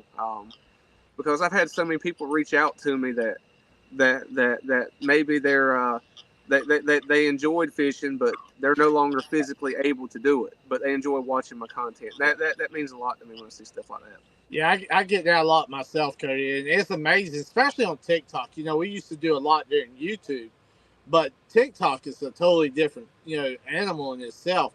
Just like this past Saturday morning, you look up, you might have 500-600, and like you said, you could have up over 1,000. It's just amazing that the people that goes through those and finds and follows you during those lives. And I know just like chat, it's hard to keep up with. So you pretty much catch a question here and there to try to answer, but you kind of just want to talk to them a little bit and just answer as you go. Skip wants to know, what action rod do you prefer for flatheads? I like an extra heavy. Now, do you have to use extra heavy? By no means, no. But I just like it because I can go ahead and when that cat, I'm fishing heavy structure. That's but the nature of the beast for how I fish. I'm fishing heavy structure, and when I hook that fish, I want to go ahead and just be able to pull him out of there and get him to the boat. But heavy action or extra heavy, that's my two go-tos for anchor fishing. Now, when I'm doing my drift fishing, I love the medium action rod. When I'm dragging boards, I like a real soft rod. That way I can tell what that bait's doing. The whole time you're dragging, you can tell what that bait's doing. That rod, it'll be doing this the whole time you're moving, and you can tell every time your bait's like in contact with structure on the bottom. I like a medium action rod for dragging, but for flathead fish, definitely heavy. Or I had a extra. bunch of high level flathead guys. Y'all all like a different action. Yeah, we just had a good thump. Crazy. And that's I don't like know me. any of y'all that like the same action. Really, everybody wants different action. Yep. That's like me, Chris. Now I will like the mediums and stuff like that. I love for the dragon, but myself, I'm medium heavy far as flatheads myself. And it depends on the rod as well, y'all. So a lot of people get caught up in fishing rod brands and trying to say that this rod's better than that rod. Or it's not. Okay, there's a pile of fishing rods out there that can catch fish, and it's just all at the end of the day a personal preference for what you like and what you're confident in using. But with my extra heavy rods, even though they're extra heavy, I don't know how well y'all can see it on the camera. They've got a decently soft tip to them. So when that fish loads up the rod, you've got a lot of backbone in the lower end of the rod down here, but in the upper end, let me see if I can get the rod up here where y'all can see it. In the upper end of the rod, you can see it's got a lot of give to it. So to me, that's important, especially with flatheads, that rod tip has some action to it, because a lot of times what'll happen when your rod gets hit, you can tell when it's a flathead because they've got that big bucket mouth, and they don't bite your bait. They just suck it in. They open their mouth and they suck that bait in. So you'll see that rod tip go, doom, and then it'll just be a real slow pull, and you want that circle hook to really be able to sit in his mouth. And I just feel like having that limber tip on a rod that helps your circle hook really find the corner of that fish's mouth. And your hookup ratio is better like that. So I don't know. No two rods are the same in terms of from one company to the other. So you got to find a rod that just suits your preference. I mean, pick up a rod, feel it, bend it, and you'll know when you find one you like. You'll know. But to me, with this style of rod, I like the extra heavy or the heavy. Justin Bledsoe wants to know what's everyone's favorite month and method for catching blue catfish. For blue cats, yeah, my favorite month for blue cats is honestly, it's like the complete opposite of flatheads. I love wintertime blues. December, January, February. That's when I catch my biggest blues. In the coldest part of the winter, the colder the better. Yeah, I catch my blues. Now flatheads, my favorite month for flathead is probably October and early November, because when they're on that fall pattern, they are absolutely feasting, getting ready to go hibernate for the winter, and you can slay the flatheads in October and November. But for blues, the colder the better. The colder the better. Chris, you know all about that winter time, don't you, brother? I love starting in October when I can start going really big. But our most epic trips are generally January and February. That's when we're catching multiple 50s, 5 or 6 40s, bunch of 30s in the same trip. But I would say probably over the years, my biggest, baddest fish have all come out of April when they move shallow and get up into the mouths, the inlets. So for just epic trips, I would say February. But for my biggest, baddest fish, I'm going to have to go with April, March, April. Yeah, I've seen y'all catch some pretty doggone good blues in that time period. I would say most of our records have come out of January, February, and March. Those 3 months are when we've broken all the records. So, Cody, where do you switch to? Do you normally fish about the same areas during the wintertime that you're fishing now, or the same as far as rivers and stuff, or do you start switching up to lakes? Or no, I still fish the rivers, and we're getting a bite right that third hole. That's the wide bass. Let's go. But y'all keep an eye on that.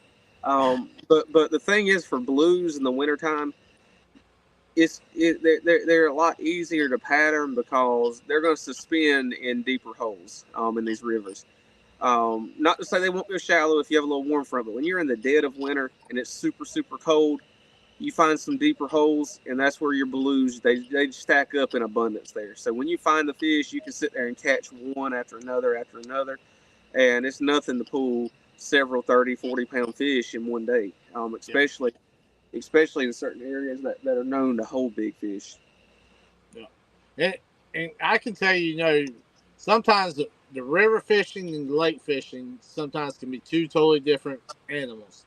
Trust me, I find that out myself because of going down to Santee, fishing tournaments down there, and you're coming from the river. It's been a learning curve myself trying to get to know those lakes a lot better. Our fish in the winter, they move a lot, but they stay together. Right? They're grouped up better, bait's grouped up thicker.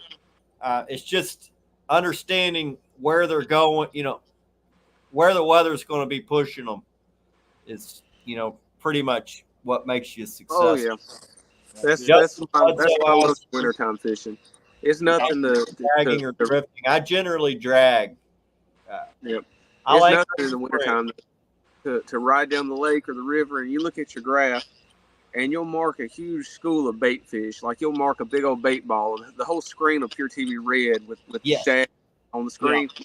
And underneath that school, though, you'll see the school suspended. Underneath, you'll see some arches. And that's them blue cats sitting right underneath that school of bait. And all you got to do is anchor and cast. And it's fun fishing.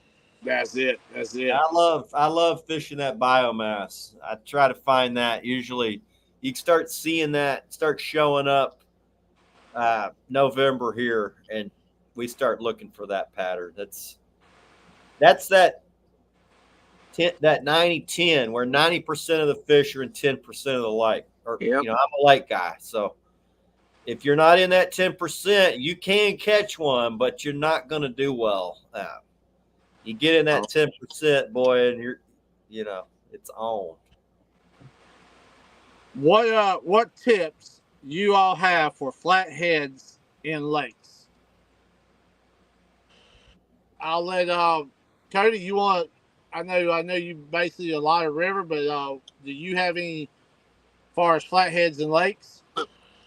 So I'm more of a river fisherman, but if you're in a lake looking for flatheads, you look for really some of the similar characteristics.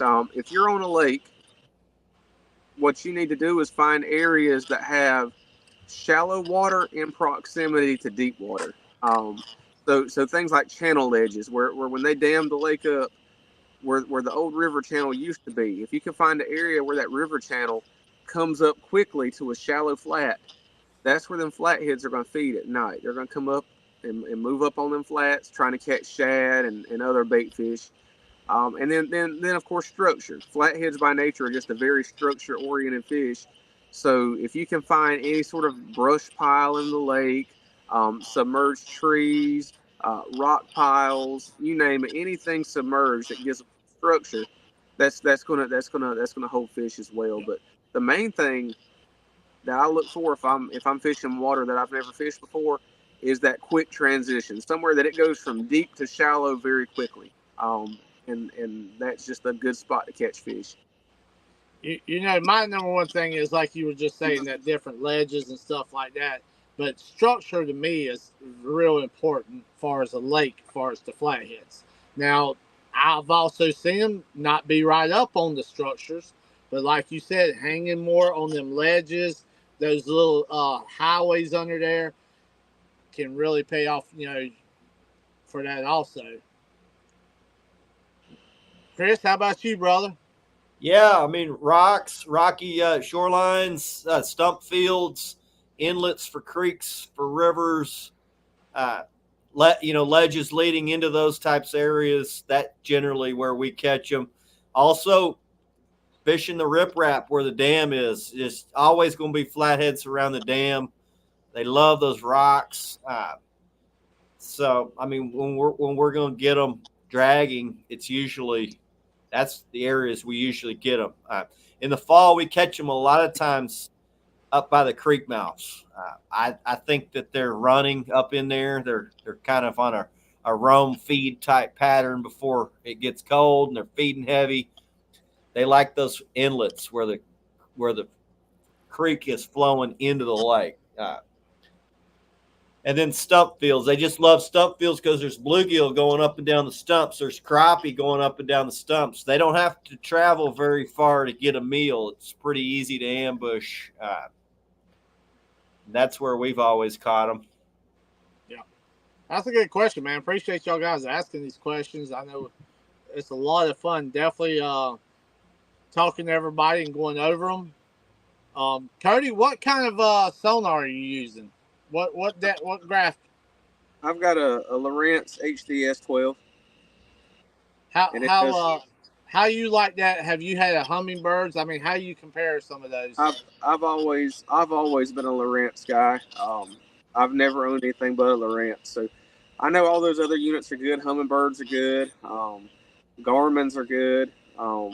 There's several good units out there, but I've just always used Lowrance, and I've been pleased with it. It's got good imaging, and it does everything I need it to do. Are you using one unit or are you using multiple units?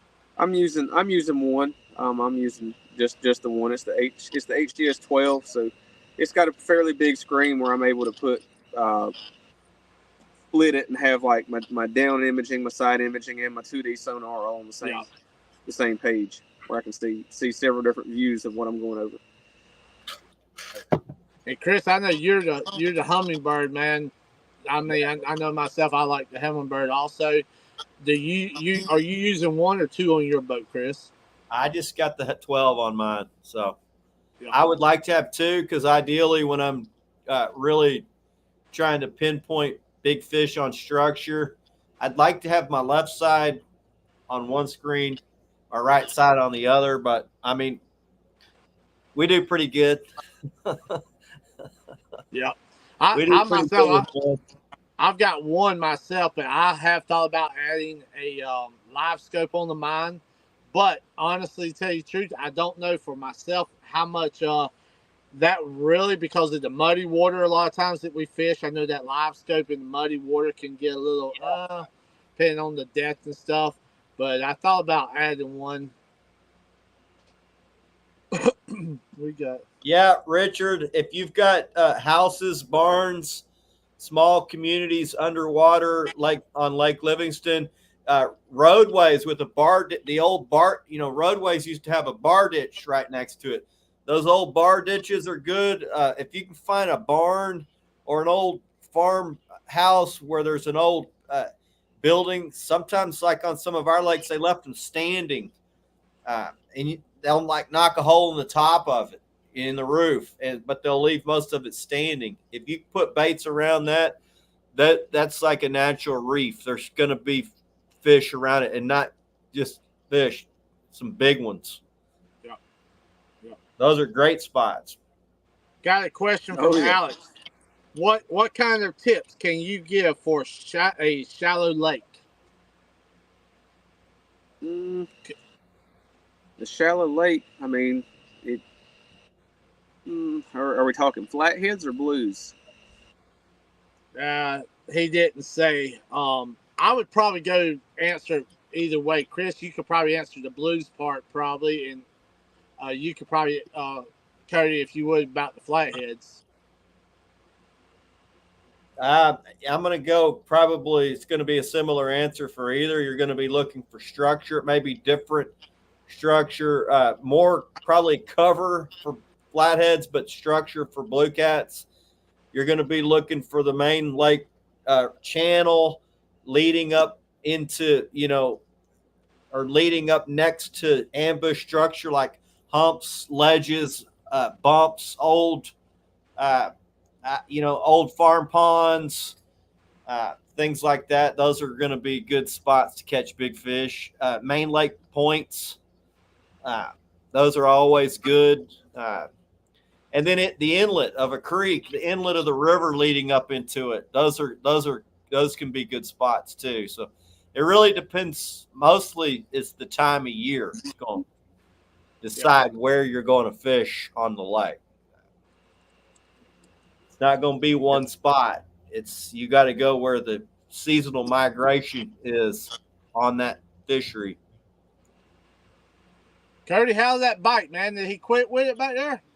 He quit for the time being. He popped it once though a while ago, so we'll see if he comes back. And that was on a live or a live bass, yeah.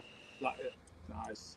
But if I was fishing for flatheads on a shallow lake, if I never fished that body of water, if you got a topographic map of the lake, that's the first thing I'd look at was the contour of the bottom and figure out where your channels are and if there was an original creek bed that ran through there and all that. That's gonna be your deeper points, and from there, I mean, from there, I mean, you just go off of feel. I mean, structure. If there's any visible structure, submerged structure, target that. But otherwise, I would just focus on that creek channel and fishing within close proximity to it, because that's gonna be their highway. When they move, they're gonna move up and down that channel, and they'll come up on the flats to feed, and then they go back in the channel. Yeah, those highways are a lot of times you can find some boulders that are up on the shoreline, large boulders. You think, okay, those boulders are there. They're probably in the water as well. Those can be good spots. They like those boulders. Kody said anywhere that they can cavitate under cover or structure, and those boulders give them that big rocky areas next to a stump field, the edge of the stump field, throwing right up next to it. It's pretty good spots. Yeah, those highways, man, they're very important. If you can figure those highways out, the timing of a lot of these fish and stuff, man, you can really get on top of them. And like you said, Chris, the time of the year, how they're going to travel those different, highways or those ledges and stuff, that's real important. So, Richard, the stock ponds, those can be really good to drag. If you can go over the old dam, usually it's when you go off into that stock pond, it's like, bam, you'll nail one. And then when you come back the other side, you'll nail another one. The problem is if they didn't clear the barbed wire fence, because a lot of them have a fence row around them. And that's not cool for dragging. Man, ain't that a bad feeling when you're dragging, and then the next thing you know, you've got 3 or 4 rods that just yeah, all at the same time. You know what you got there. Yeah. I've actually seen Chris come over a barbed wire fence dragging there in a live tournament. You remember, Chris? And your pole come down rods, also. All 10. Yeah, and then also you saw him just like boop, boop, boop. I got nervous, boy. Oh man, that's them Carolina lake weights bringing you over them. Yeah, buddy. Yeah. Cody, man, you got anything you want to share with everybody out there? I know, let everybody know what you're going to be getting into, anything coming up, how they can find you. So in terms of what I got coming up, yeah, I'm a school teacher, so I'm off of work for the summer. I don't go back till August, so I'm gonna be doing a lot of fishing.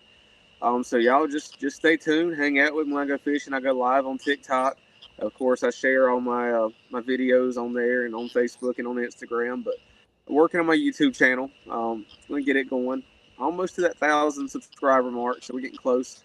But yeah, y'all just give me a follow, and if you want to hang out while we're doing some live fishing, there's gonna be a lot of it this summer. So y'all, anytime you see me live, tune in, hang out, ask questions, comment, chat. We'll have a good time, and hopefully we'll catch us some good fish this summer.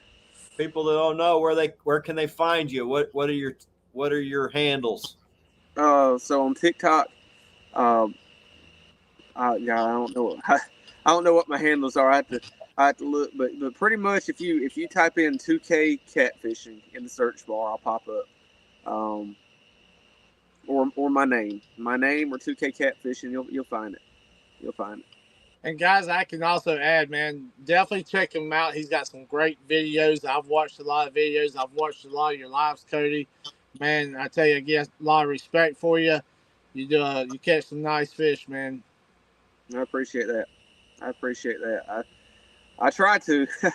Like I said, a lot of times people they just see the final result when I post a video of a big fish, but they they don't realize that, like I said, there's 100 hours that go in before you get that big fish. Isn't it amazing what editing makes it look so good, doesn't it? Oh yeah, the editing. You can trim out the dull moments and just show the good times.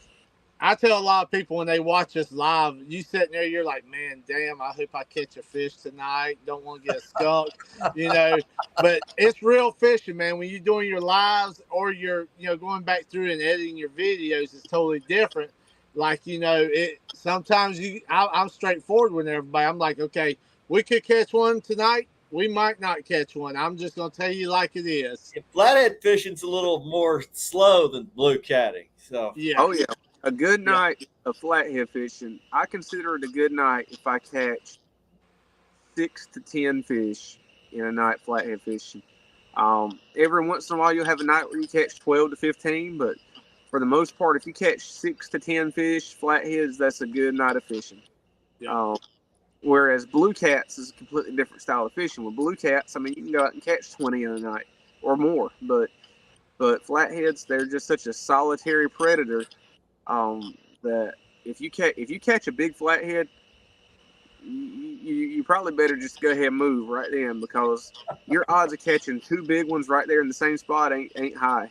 They're very territorial, and other than the spawn, they want nothing to do with another big flathead.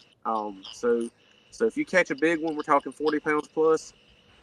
I give it another 10 or 15 minutes just in case, but your odds of catching another large one out of that spot, very slim, very slim.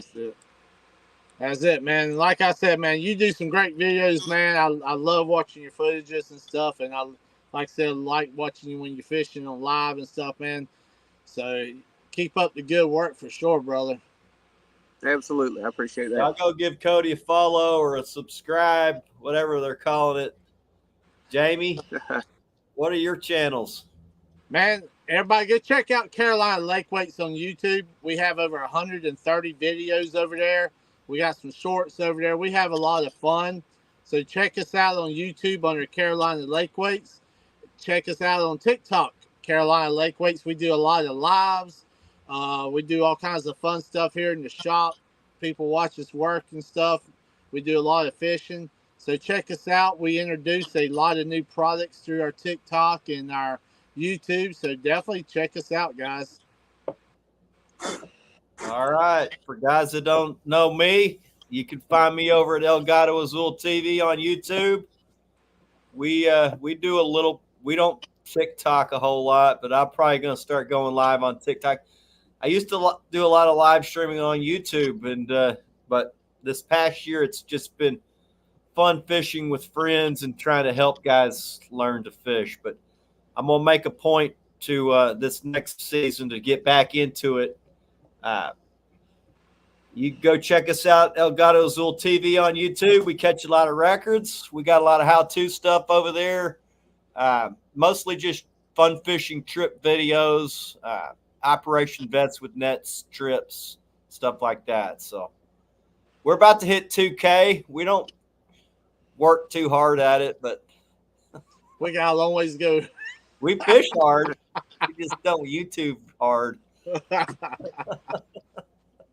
And we're trying to talk Chris into getting on TikTok a little bit more. I'm going to hit it up, man. I got on there for about a month and a half, and I got to 1,300 subscribers, and then I was like, man, this is just different. I like long format video, but I may try to start going live just because I like fishing with people watching. Oh yeah, it is fun. Yeah. So who knows? We might do some what they call it, collaboration and stuff. Where Chris might be fishing, I might be talking, or we both might be fishing. So. Well, you've seen my lives. I'm a fishing show. We hammer fish. That's it. Pretty much every trip. So I can fish good. I can't YouTube and TikTok very good. So I better be catching fish. Man, Cody, brother, I appreciate you, man, coming up tonight, talking to us about flatheads, telling us some of your techniques and stuff, brother. It's really been a lot of fun, man. Appreciate you coming up on the slime show. Yeah, appreciate you, buddy. I know a lot of people enjoyed it. The guys seemed like they had a lot of questions. I'm glad you were able to come on and share with them. I think it's cool that you're willing to open up and tell guys kind of some of your methods and techniques. So appreciate you doing that, man. Absolutely. I've had a great time on here. I appreciate you you inviting me on the show. You're welcome back anytime. Jamie, any last things you want to plug before we get out of here? Guys, go to www.carolinalakeweights.com. We got all your pre-made tied rigs, all your drifting weights from 1 ounce all the way to 10 ounce, and any rattles that you like, we've got them, guys. Come and check us out, and grab you some swag while you're over there. Man, y'all busy lately. Yeah. We just sent out 81 packs on an order yesterday. Several hats, shirts, decals, lots of pre-tied rigs heading out, man. So we definitely cranking right now. If y'all don't know, Jamie's got a side business called Carolina Custom Apparel. If you got a company that needs hats, t-shirts, if you need decals for your boat, if you've got, I don't know, for instance, I got a bunch of sponsors, and sponsors don't generally have big decals. If you need them for your boat, Jamie can make those. He can make them for your channel. They do great work. So, Cody, if you got channel swag you need, or I'll definitely hit him up because he's got awesome prices, man. It's a good dude. So, yeah, well, definitely myself and Rebecca, which is we call her Mama. She's the muscle behind Carolina Lake Weights and Custom Apparel. So definitely, anybody needs anything, check us out. Awesome.